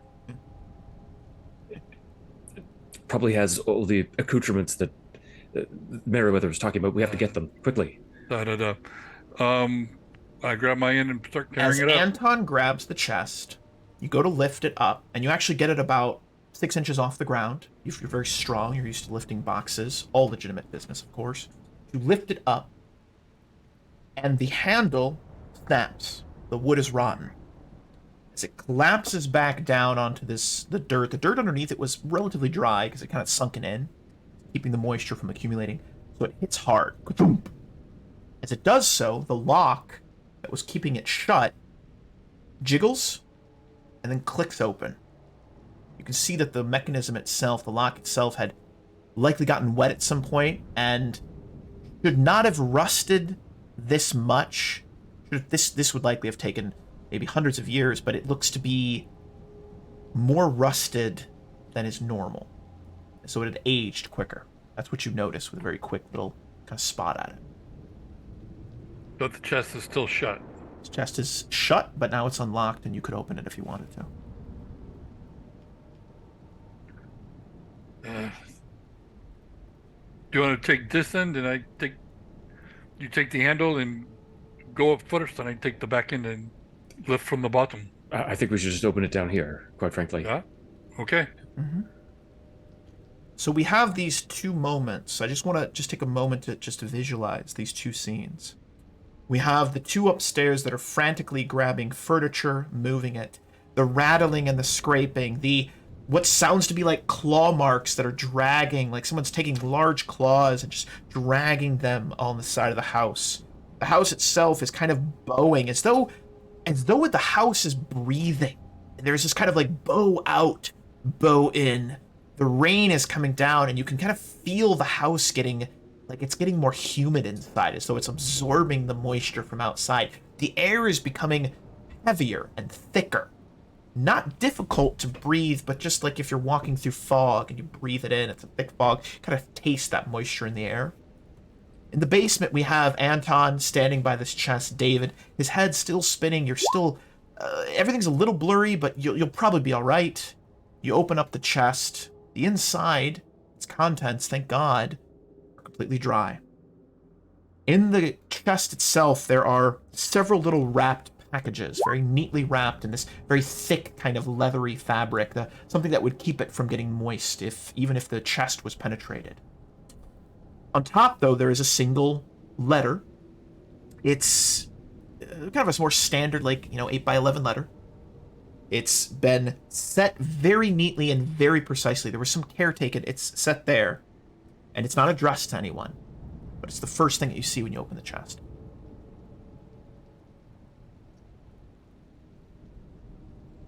David's just going to lunge forward, grab the letter, tear it open, and unfurl it to see what it says, and then turning over to Anton, get everything upstairs. Yeah. I'll start grabbing. So you should now have access to handout number 5, and let me know if you can see that. I see it. But it's Is blank. Okay. Yeah. Let me show this to you. Okay. Forgive me. Let me do this. Go over here. It's supposed to be revealed. I'm saving it. If you open it and then close it again, you should now see it. It's good. Perfect. Okay. Take a moment to read that, if you would, please. And I imagine, again, you're not reading this out loud. This is just a very quick skim. This is so everyone can stay involved. The folks at home can hear it. But you do this very quick kind of speed read of this. Go ahead, David. Jeffrey, would you like to do it? Or Oh, Jeffrey. I'll give it a shot. Please. In a non-Russian accent. That's fine. 23rd March, 1877. I don't know why I'm putting this down on paper. It's probably a bad idea, but I feel the need to leave some kind of explanation for my actions and intent. When I took the sarcophagus from my uncle, I did not think it would be missed. I expected to be able to research it and return it later. I was such a fool. Despite believing in the powers we had tried to summon, I grossly misunderstood the consequences. Now Robert is dead and Harold is a madman. I'm going back to the farmhouse to organize our things. I dread stepping foot again in that place, but I must make sure that our materials will be available again when we need them. Since the others are too shaken to attempt the banishment of the creature, I can only hope that the thing hasn't the power to remain in our reality more than a few hours or days. Mm-hmm. At least it's bound to the house itself. I shall search for a means to destroy it before the last of us passes from this world and is released from the house, if it is still there. I believe I know where I can find the knowledge. I need to drive the creature away without assistance from the others. I hear tales of mystics in New Orleans that know much of the true magics of the world. I'm leaving the gold box in Rupert's care. I told him not to sell it or have it appraised by anyone, but did not tell him why. He also seemed puzzled by my insistence not to live in Boston, but I believe he trusts my judgment not to go into the danger unwittingly. My uncle does not know about our dark brotherhood, so Rupert and the others will be safe from anyone looking for it. I'll be back to put things right again. Marion Allen. P.S. I write this before I close the lid on the trunk. The thing is still in the attic of the house. It seemed to recognize me and spoke foul curses at me. I will carve protective wards on the trunk to prevent any tampering with its contents, just in case. Inside there are 3 boxes. They're about the size of... It's a deep chest. They're about the size of shoe boxes. In one of them, there is this... what looks to be an old... kind of like Egyptian-looking... If you've ever seen like the staves and the items of power they would hold, like that's that cross with the big loop on the top, looks like that. In another one, there's an old, what looks to be a kind of like wartime, Great Wartime coffee can. That's got like a screw-on lid. As you pick that up, you can hear that there sounds like there's maybe like some sort of sand or something like a fine powdery substance inside. And the last one also contains what appears to be a kind of like it goes up, it looks like a shepherd's staff, and it's completely wrapped in this very thick kind of like what looks to be leather, but it wasn't cured very well, and the color of the leather is, it kind of looks like human skin. Those are the 3 items. The last thing you find are what appears to be a number of pages that were torn, and this is like under the 3 shoe boxes. There's another little package, not like a box, but just like a little like middle envelope. Inside that there are 3 pages. These pages, as you quickly look through them, describe what appears to be the explicit instructions for the ritual that this brotherhood enacted. It tells you how to take the dust, the powder of Ibn Ghazi, what to do with it. It tells you who and where to stand with these artifacts of power. And it gives you the words that you must speak to enact this ritual. It looks like this ritual, if done correctly and if you move quickly, will probably take you about 30 minutes or so to actually complete the entire ritual. These are the words of power. I'm going to share these with you here. Just a moment. That you are supposed to speak. You're supposed to speak as you are enacting this ritual. It looks like the ritual has roughly 3 distinct points. It's like there's like a beginning, which is setting everything up. There is this kind of opening scene where you begin to call upon the spirits. And then there is this kind of all-encompassing conclusion that is supposed to solidify and complete this ritual. So I share with you 2 additional handouts that I'm going to show to you here. The ritual starts with this. All right. Excuse me. So handout 6 is the start of the ritual. Excuse me. And then handout 7 is the edge of the ritual. And the symbol that you must carve is handout 8. That is the symbol that you've seen again and again and again. This is the one that you must, not carve, but take the powder of Ibn Ghazi and create this protective circle.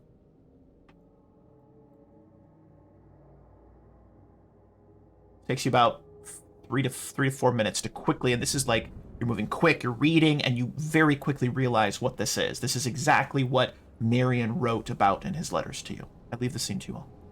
And I tell David, he wants us to do this ritual, and we know less about this than they did when they made the ritual. They were all too afraid to come back here. If you hear those, whatever they are outside, they're trying to get in. We have to do this quickly. Yeah, okay. Yes. Yeah. Okay, let's go. And he just tosses away the irrelevant letter that they found on the top of the chest and scoops up the materials, making his way upstairs. As you make your way upstairs, this scraping noise, it now sounds like there are 2 shovels being dragged, just a claw, claw, claw, scrape, scrape, scrape above you. The ceiling that leads up in the attic is kind of bowing up and down, up and down. Reginald and Amara have quickly moved around. You've lifted a table up that desk. You've lifted up and blocked that window. You have a chair, a number of chairs. You've taken the table, spun it over, put it on all the windows. All the windows are covered, but you can see the scraping and the clawing. But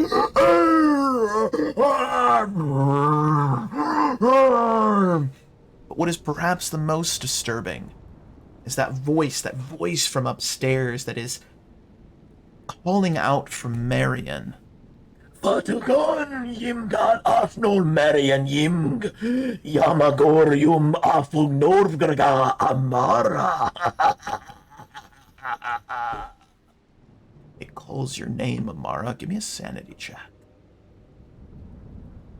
Just me, huh? Just you in this moment, Amara. It likes you. It can smell your fear. Amara, that, speaking of your name, the words don't just hit your ears, they cut through you. You've maybe been hit with shrapnel at one point. Perhaps you've still got some in your leg. I don't know. You remember that burn and sting. These words sting. Feels like someone took their hands and scraped them down your back. It burns like claw marks on your back. You're going to take 4 points of sanity damage here. You are shaken right now. You haven't felt this kind of fear in a very long time. Simultaneously, Reginald, you've just finished like slamming this chair to kind of block the door and barricade it off underneath the door handle of the door you entered in. That pounding noise is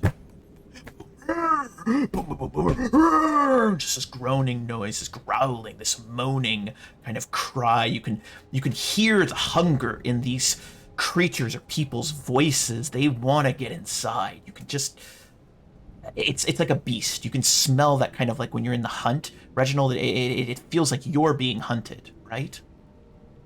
But you hear the voice again.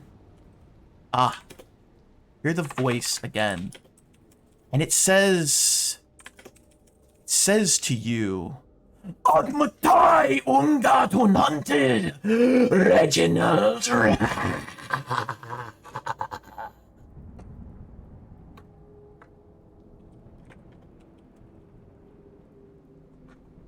Reginald, give me a sanity check. It's about to say. Reginald, you perhaps remember when you were hunting some lions or perhaps a tiger in India at one point. One of them almost got the better of you. Scraped your leg. Maybe that's why you walk with not a huge, like it's not even noticeable to anybody. Maybe you have like a slight limp because it got a good chunk of you. It's like that to 11 down your back as well. And you also are going to take a little bit of sanity damage. Take 2 sanity damage. But in this moment, you've barricaded the house to the best of your ability. The house is still bowing and breathing. The scraping noises from upstairs are now coming every minute and 15, give or take.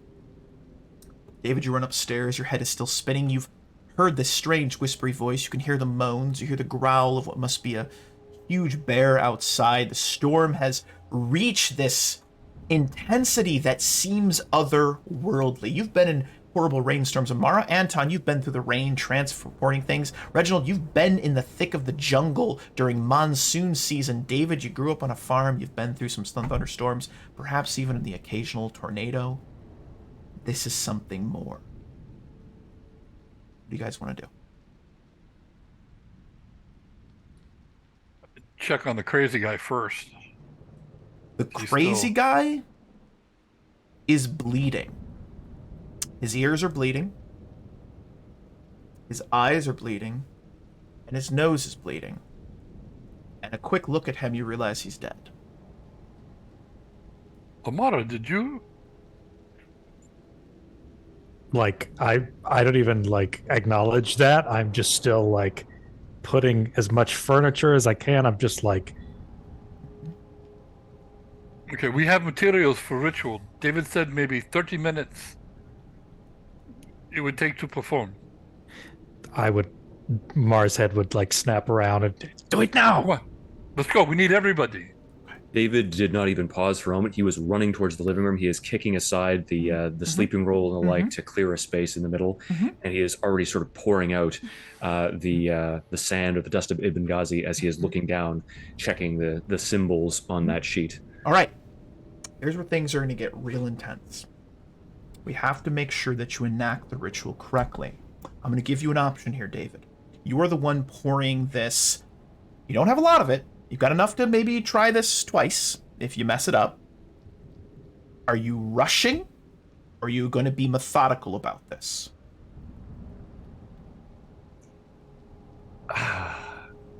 What would David do in this situation, Matthew? That's what I want to know. Yeah, he would rush. Rush. Okay. So what I'm going to have you do is I'm going to have you make a quick check here.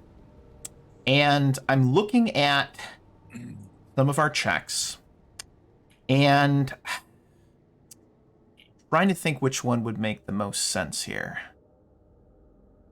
You know what? I'm going to be a little creative here. This is going to be a dexterity check because you're trying to be careful with how you're drawing it out. You're an intelligent kid. You've been to university. You can read the symbols. You can draw them out. I'm not going to make you make a check to like, oh, do I know how to read? That's not what we're going for here. I want to see how nimble David is in this moment. So I'm going to actually have you make a hard dexterity check. A hard dexterity check. Go ahead and try. Oh dear. That's not good, David. Mm. Now, you have a choice here. You could spend some luck to succeed. Or I can describe how you fail and then let you try again. Oh yeah, you could push it. You could push it. Real good. Yeah, I don't think that's gonna work out well for me. No. Do you want me to try? Because I can't pronounce these words on one of the things. I maybe can do these. I mean, I think once David fails once, he is going to realize that he is incapable of doing that. Let me describe it to you. David, you are starting to pour out this powder of Ibn Ghazi, right? You start to draw the circle first. It seems like it's going actually pretty well. A circle's a pretty easy thing to do. And then there is that roll of thunder, that scraping sound from above, and that voice, once again, raspily from all over. Again, it's not just one point. It seems to come from the corner and then above you and then over in that corner and then just to the left and to the right. And it just kind of echoes down as though, again, it's like this dripping kind of sound. Like slime dripping through. It's what it sounds like. It sounds like slime dripping. But it calls out, and this time it says your name, David. Yamga! Mithim Kulafkanga, David! David, roll me a sanity check. David, you are also shaken in this moment. It cuts you to your core. You recall back and you have this memory of your father, who was not a violent man, but at one point you did something to upset him, and he took the belt to you, and he gave the old wallop, spanked you with his belt. It was the only time in his entire life that he struck you, since you've known him. And he never did again, and he seemed regretful, but it hurt. He took out some kind of frustration that was more than just you in that moment, David. And it hurts like that. It's the worst hurt you've ever felt. But you're also going to take 4 points of sanity damage in this moment. David, you quickly realize this is not for you because you shake, you spill a little bit of the dust.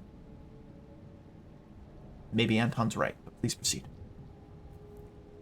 With his hands trembling, as he sees that dust sort of contort and spill out as he tries to make one of those symbols, he turns over almost as if he is a helpless child looking over towards Anton. Anton, you know that look. He needs your help. David, I can do this. I can do this. Okay. You can read these. You're good with the very fancy words. You're very good. I can do these. Right. Latin. Amara, Latin? Do you speak Latin? Amara would very quickly like, no, French, English, that's it. Reginald. Sorry, my boy, but I'm a man of England. God. And he'll sort of recede back as the walls continue to shake and undulate, writhing, trying to memorize those words and sort of ranging through the pronunciation of the Latin, trying his best. I love that. I love that no one speaks Latin. That makes me so happy. It's going to end poorly for you. But I digress. Wait, hold on. French is descended from Latin. The Romance language, yes. Yeah, so could we argue here that Amara being speaking French natively could be better at doing the Latin business? Do you have language French? I absolutely do. It's my own. It's my own language. Yeah, roll me a language French. Okay. All my rolls have been bad so far. They have been terrible, Professor X. You're due, man. Oh, man. Yeah. That's horrible. Like, Amara, as someone who...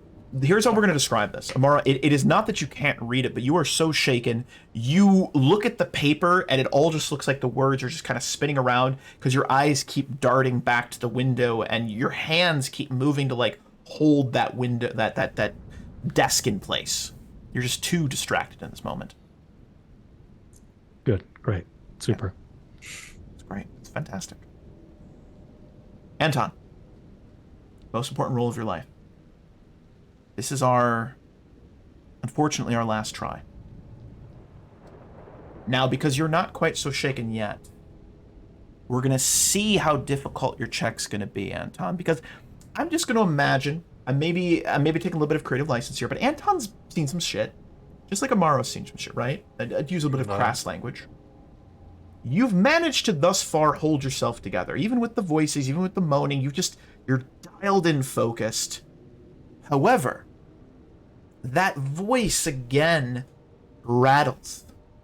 But this time it doesn't rattle through the corners. It doesn't rattle and seethe through. It seems to coalesce right above your head, Anton. As soon as the coffee can is placed into your hands, that voice rattles out towards you. Jungus Megalas Ganton Anton. Give me a sanity check, Anton. Anton. We have rolled so many 90s. Give me a dexterity check.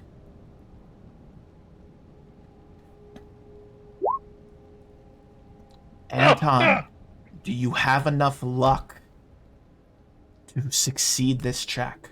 Yeah, I do. Or do you want to push it? Push it. Push it. I'm going to push it real good. Oh! Anton, the coffee can, your hands start to shake.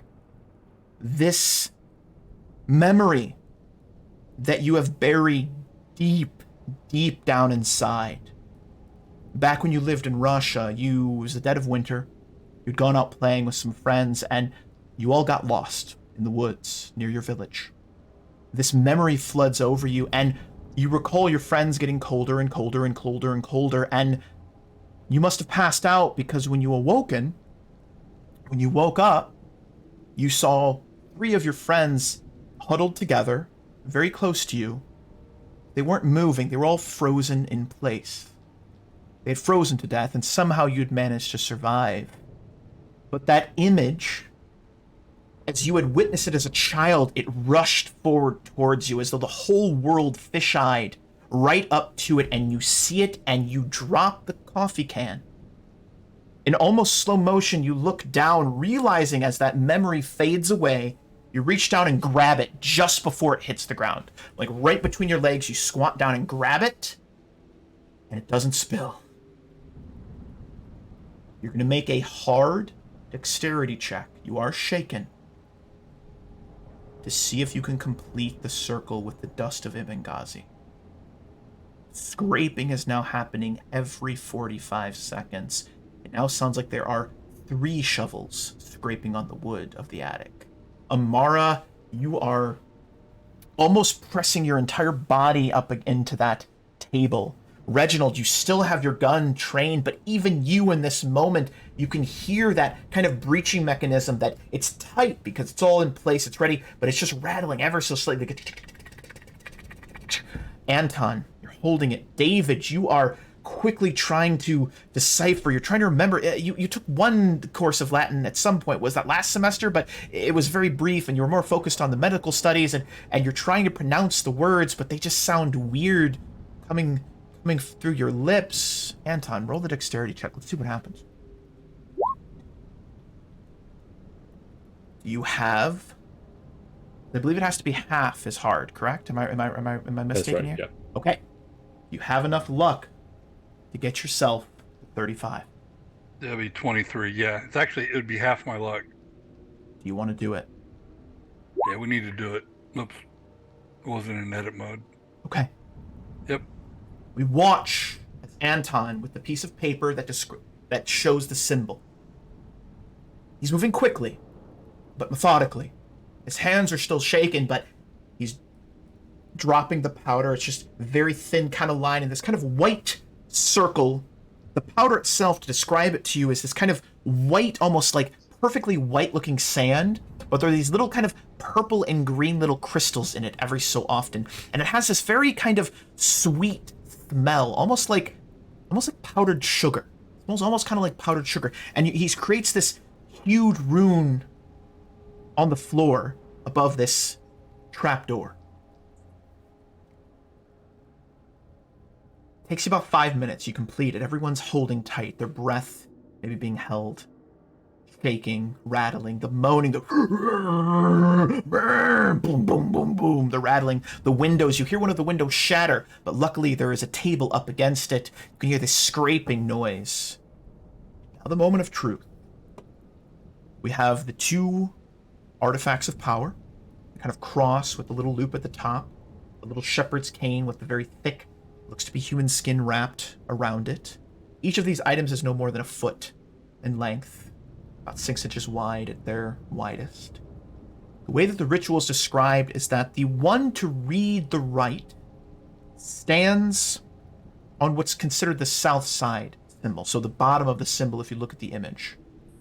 The other 2 are to stand out kind of in a Y pattern, so you go straight, and then at, say 2 o'clock and 11 o'clock, you both stand there, hold the symbols outstretched. Now it is very specific that those holding the symbols must stand as perfectly still as possible. Any deviation can break the power, can disrupt the ritual. It will only take you a few minutes to read the entire ritual, but you are to begin to speak the words, then speak them again, and something is supposed to happen. It describes a kind of black swirling like smoke that should appear in the middle. That is the creature being summoned. Once that is completed, I will let you know if we can progress on to the next part of the ritual.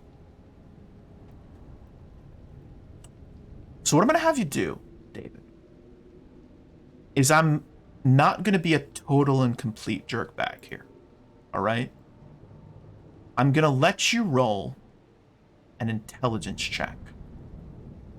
Normal intelligence check. This is going to represent you doing your best to speak the words. I would also like you, as the player, to read the ritual, and then I'd like to know who of the other three are holding the two artifacts of power.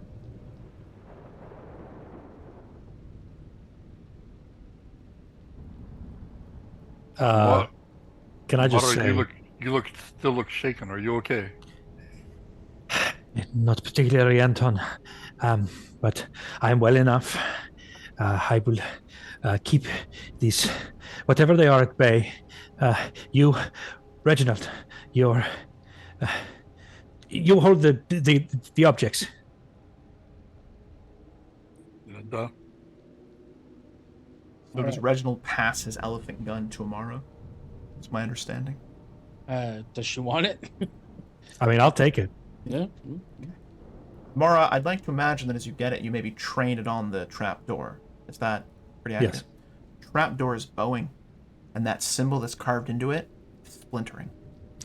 How big is the elephant gun? Because what I'd like to do is, like, put it in the crook of my arm and aim, but also have the 1911 in my other hand, just in case I got to shoot at any of these windows. Yeah. I like that. Okay. Yeah, I like that. That's perfect. That is absolutely perfect. So, yes, you made you both. It's pretty long, Reginald. Correct me if I'm wrong. It's your weapon. Yeah, it's a very long barrel. It's a giant, like, it's a beast of a gun. You know? Probably like 6 feet long. It's preposterous. It's almost comical. It's 12 feet long.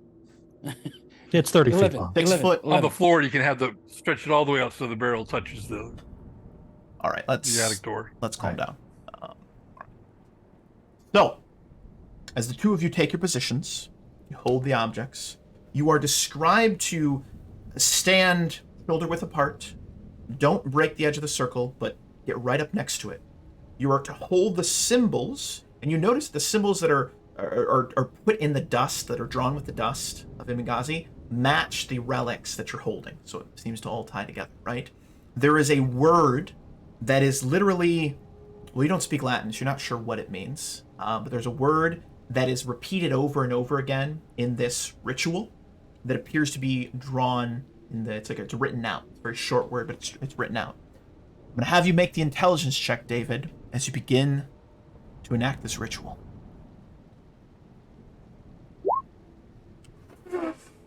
Nailed it! Nailed it, David! David, or Matthew the player, could you please begin the ritual by beginning to read the part 1 of this ritual? And as you read it, I might add a little bit of kind of cinematic descriptions of what's happening. So beginning with a somewhat hushed and uncertain voice that's sort of wavering, almost lost amid the groans and the clattering of the boards, David begins to read, O spiritus vos per pontatium sympatitium virtum exorcizo per centilium divinum in aquarum let bo sum por nomen veterum per redicum terracum fontem originum alum nominum divonarum et nominum onde vitam potentica salm traherunt. Pause there for a moment. The house that has been doing this bowing as though it is breathing seems to draw in a very thick, deep breath. All of the moaning outside for the briefest of moments, as though it is this chorus of these undead abominations, are just all goes quiet. The storm, for the briefest of moments, seems to stop. And once again, the roll of thunder, and the house visibly bows inward.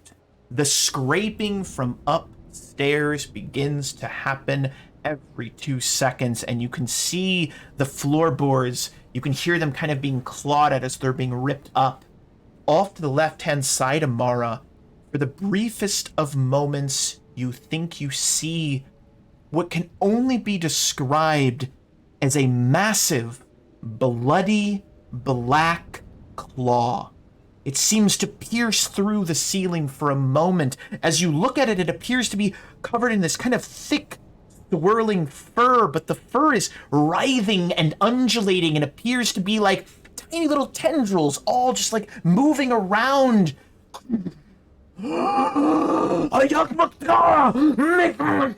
David, continue with the ritual, David. Vos per nomen Nyarlathotep exorcizo, sapentiam optim ferentum, culus malastas, tam exisa, clarori quam sidera inatus. Vos per potentisium nomen Azathos exercizo, omnipotentum seclersta punendem. To exercizo o daemon, emineuc impero, quacecum in part sis universal, per hominum horum noninum virtunum, audi et per me. At the conclusion of this section, there is a horrific, otherworldly wail. It sounds like a dying cat mixed with a dying dog, mixed with a baby that's wailing, a seal being clubbed. I mean, it is every single horrific, skin-crawling, churning kind of scream, all meshed into one horrific voice. The hairs on all of your arms stand up. You feel yourselves begin to sweat. We watch as the artifacts that are being held by Anton and Reginald begin to vibrate in their hands. The dust that is all over the ground begins to slowly rise up. And in the center of this circle, we see this swirling mass of flesh. It looks to be a beating heart for a moment. Then you see the exterior, the muscles kind of grow over, a bone appears, and for a moment you think you see what is a giant eye, a face. The eye stares at you, squinting down, rage filled with it. A moment later, the flesh tears open and you see a row of razor-sharp teeth. A blackened claw pierces out from this writhing, swirling, wriggling bits of flesh and mass. It is like this undulating, pulsating disc. Creature roars again, shaking the walls. The walls of the building feel as though they are starting to creep and crumble in on each and every one of you. The room feels like it's getting smaller and smaller. The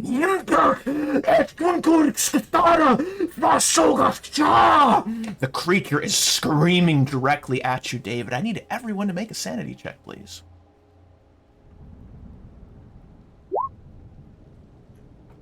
Oh dear.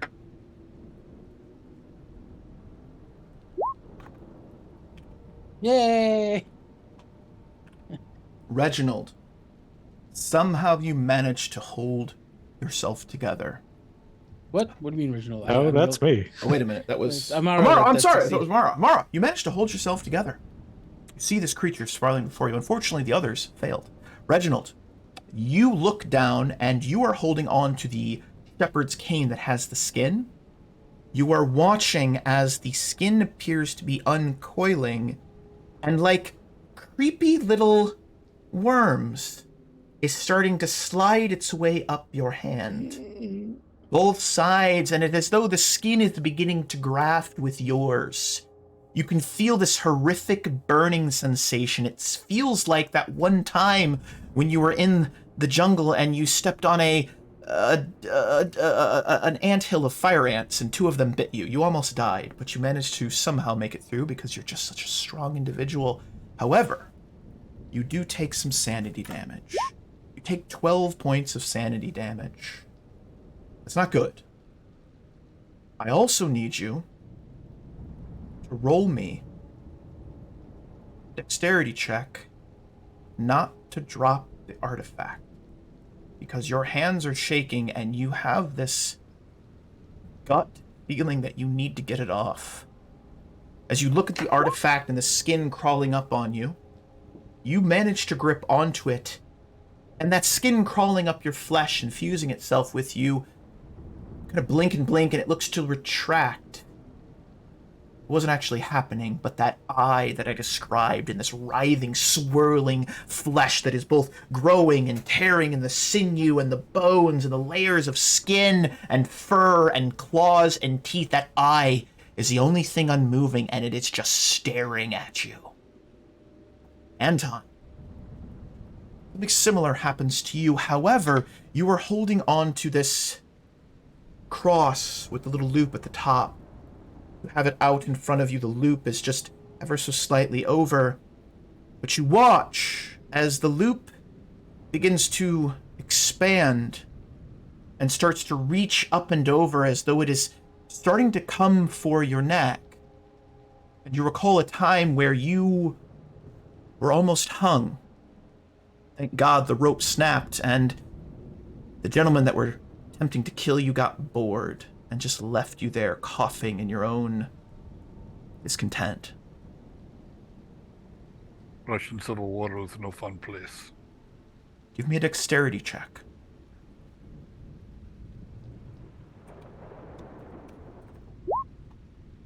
Very good.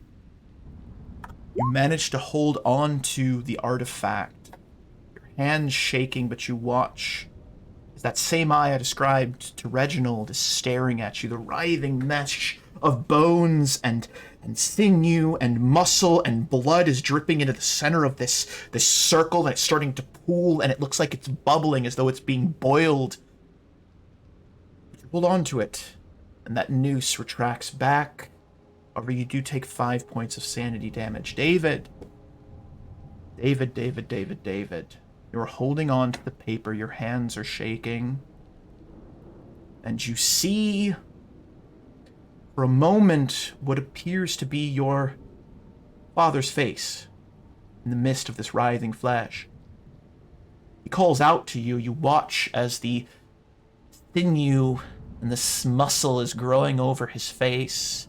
His eyes are bloodshot, and he screams out to you, "How could you do this to me, son? How could you do this?" As these black spikes pierce his eyes from the inside out. His mouth is pierced by a giant spike. Blood pours forth. You failed your sanity check, unfortunately. Roll me an intelligence check to keep doing the ritual, because you're just holding onto the paper, but you're shaking. This is to steady your nerve. Do you want to spend the luck? Yes. Yeah, I'll spend it. You hold it together, David, but you take 11 points of sanity damage. The creature seems to be partially trapped in this circle of power. The smell of blood and bile and refuse fills the room. The walls are beginning to shake again. Fists are being punched through. Windows are being shattered. Amara, you may have pulled the trigger on your firearm several times. Maybe it was reflex. But everyone is holding their positions. Continue with the second part, David. O spirits, you I exercise by the power, wisdom, and virtue, by the divine knowledge, by the dark void, by the name of the old ones, the root, trunk, source, and origin of all other divine names, whence they all draw their life and their power. I exercise you by the name Nyarlathotep, signifying the most excellent bringer of wisdom, his majesty so high and brighter than the stars of the void. I exercise you by the most powerful name of Azathoth, the all-powerful, who shall punish the crimes. I exercise you and I command you absolutely, O demon, in whatsoever part of the universe you may be, by the virtue of all these names, hear you and obey. As you complete the ritual, this part of it being in English, it occurs to you that the tempo and the cadence was kind of a repetition of the Latin. The creature in the center of the room, this writhing, swirling floating mesh ball cube, it's constantly undulating and changing, coalesces into a three-legged, furry, tentacle-covered abomination. You're not sure where front begins, where back ends. Its spiky-like appendages end in these horrific black claws, and it lashes out with all three appendages hovering in the air. One goes towards Reginald, one goes towards David, one goes towards Anton, but it hits some kind of invisible barrier. You watch as all of the dust rises up, almost creating this kind of cage-like cocoon around the creature. It shrieks like a velociraptor from Jurassic Park, just the walls shake. You hear this doo, doo, doo, as Amara is unloading her pistol into the window. You see blood and gore and brains. It's just an unending horde of something. These creatures, these undead abominations outside are trying to get their way in. And the creature, now speaking, you're not sure if it is switched to English or if you are simply understanding it in this moment, David. You will not succeed. This world is ours. This world will be consumed. David, your ears, you can feel your ears start to bleed. You can feel blood start to gush from your nose. You take 12 points damage. And I need you to roll me a sanity check.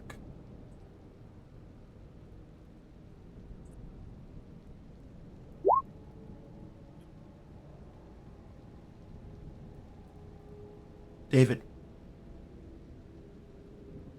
your vision begins to blur,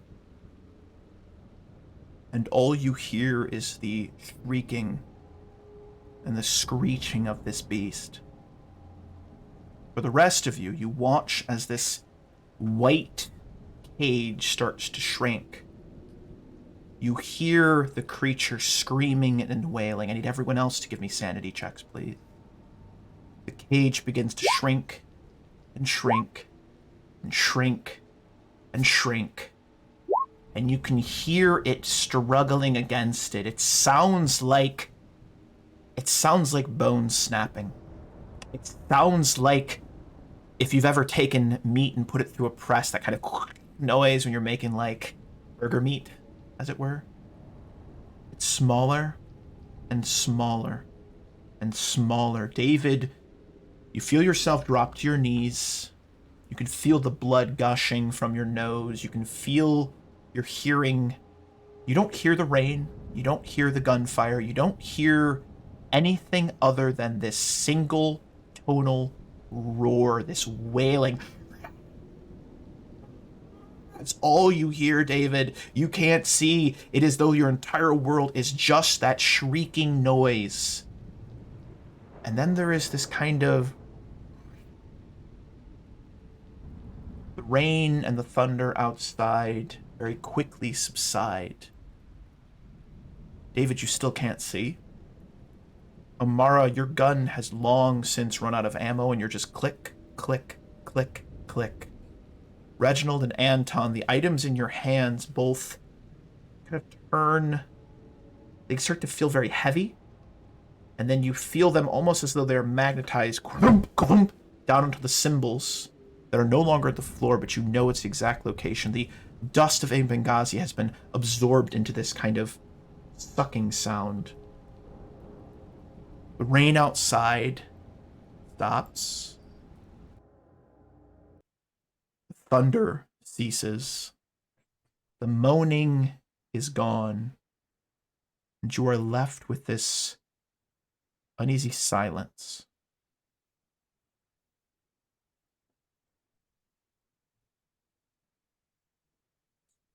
I say that David collapses completely at -2 hit points. So all this blood pouring forth from his mouth starts to go into like convulsive seizures and just collapses. Reginald, David, my boy, and just tries to run towards him. Did we drop these symbols now? We they're gone. They're like they. Oh, the symbols disappeared. Yeah. Okay, that was just us. So, you check you check David. I check for Amara. Mara, if I may embellish slightly, you are still clicking a firearm. Yeah. I'm in a kind of like a automatic, like a shock loop. Yeah. I slowly go, Amara. He's over. And I slowly move the hand with the gun down. He's okay now. The sound is stopped. The rain is done. The house is no longer breathing. There's nothing trying to come in now. You think he's okay, but David is hurt. And I think hearing that, she would sort of like slowly turn her head. What? And, he is bleeding from the ears. He was reading the words, and the creature, I think, attacked him while he was reading it. Attacked me while I was holding the symbols. So it had to attack David for the words.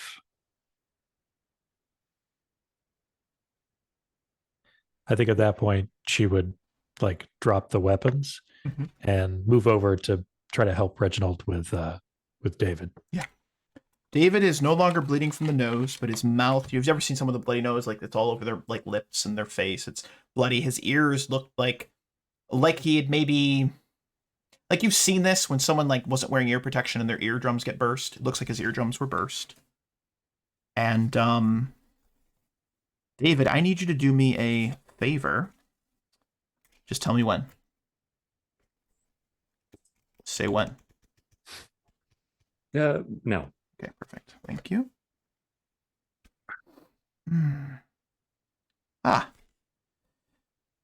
David, you are awoken. But, and you may flavor this as you see fit, you now have a severe case of nausomania. A severe case of nausomania. You have a deep delusion of suffering from an imagined disease or severe medical condition. And I'm going to allow you to flavor that as you see fit. But without some intense psychiatric help, that is going to bog you down for a while. Bog you down. But you're alive. Somewhat changed from your experience. And I think... Go ahead, Reginald, please. I was just gonna say that you probably wake up in Reginald's arms, who's holding you upright. What do you say, David? If anything. I think he tries to speak, and it's almost like nothing emerges, as if he has just been awakened unexpectedly from sleep paralysis. So his vocal cords are almost still paralyzed. It's okay. Don't speak, my boy. Don't speak. And with the "don't speak, my boy, don't speak," I actually feel like that is a great moment to pan out from the farmhouse as though we are flying up through the ceiling.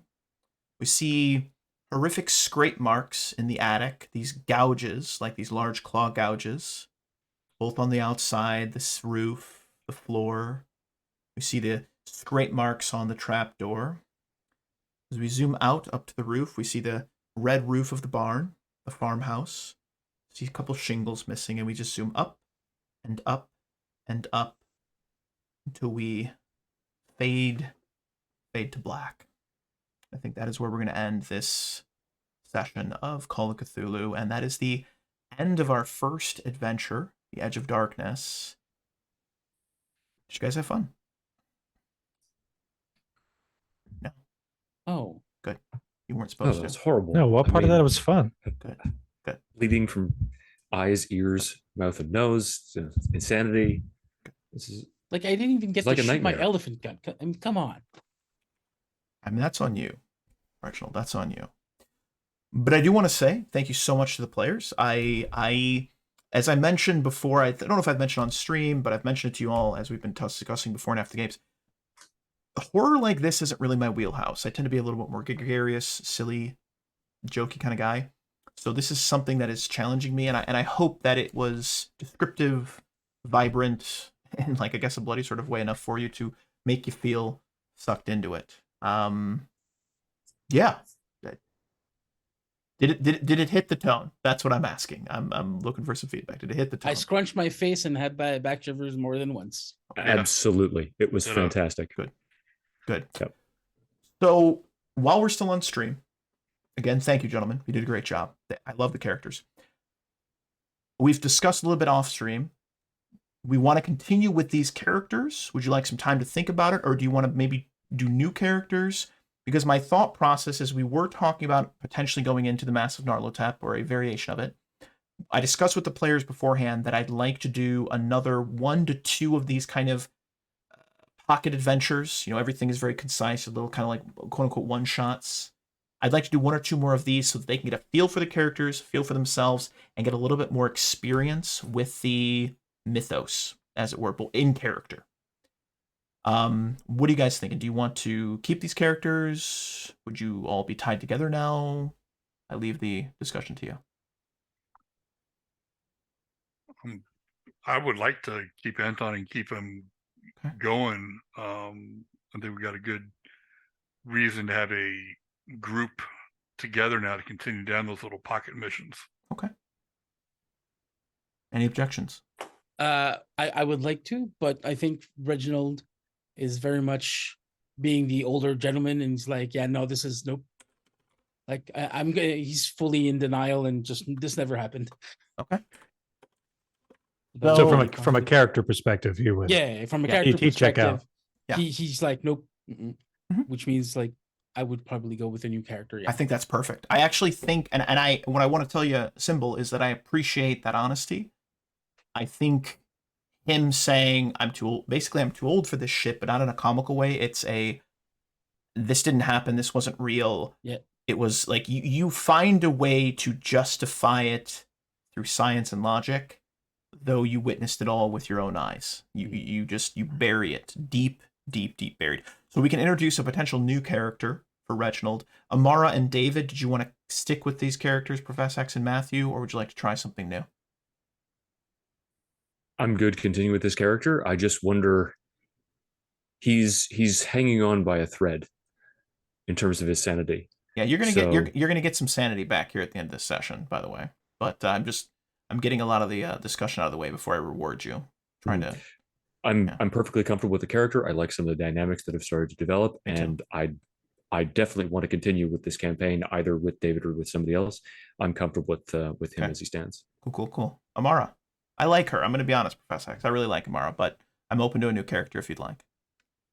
No, I'm happy to keep using Amara. Go for it. Cool. Especially if David, with most of the others, if like 75% of us are continuing with these characters, then I think we should probably build on those existing relationships. And yeah, I love it. Perfect.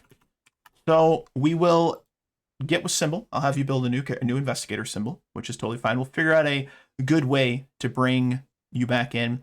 And what I'm thinking, gentlemen, and we'll talk about this a little bit more after, but I have the Doors to Darkness set through Roll20. So I've got a couple other adventures that I could quickly import, get you guys over into, and we could run 1 or 2 of those adventures.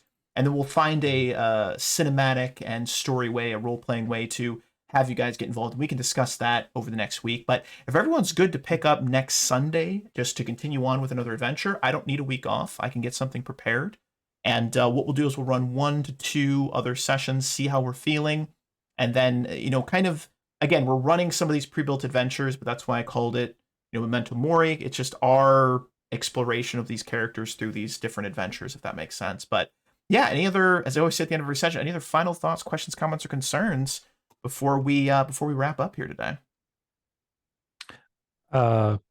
Just from my own perspective, whatever juju is going on with Roll20's random number generator or what have you. Yeah. Oh my God. Not fair, even in the slightest. Feels like an attack personally on us. That did feel personal, didn't it? That Yeah. That did. Your rolls were abysmal tonight. Miserable. Absolutely.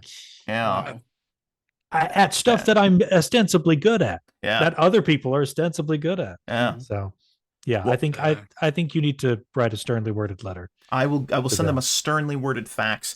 Now, I would like everyone to roll, if you would be so kind, 1d10 plus 1. You may add that back to your sanity. Does anyone have the dots filled in on skills? That's when you push them, correct me if I'm wrong. No, So it's when you Who succeed. succeeds, yes. Does anybody have any dots filled in so we can Yeah. roll those to see if they increase? Yeah, Yeah. Dex and spot hidden for me. Perfect. Okay. So what I'm going to do here is we'll take care of that off stream. I'm just going to say, as I always say at the end of every session, thank you so freaking much to the players for playing. This has been an absolute horrific delight. Thank you so much to the viewers for viewing. Broccoli is great. Thanks so much for the comments, man. Glad to see you watching.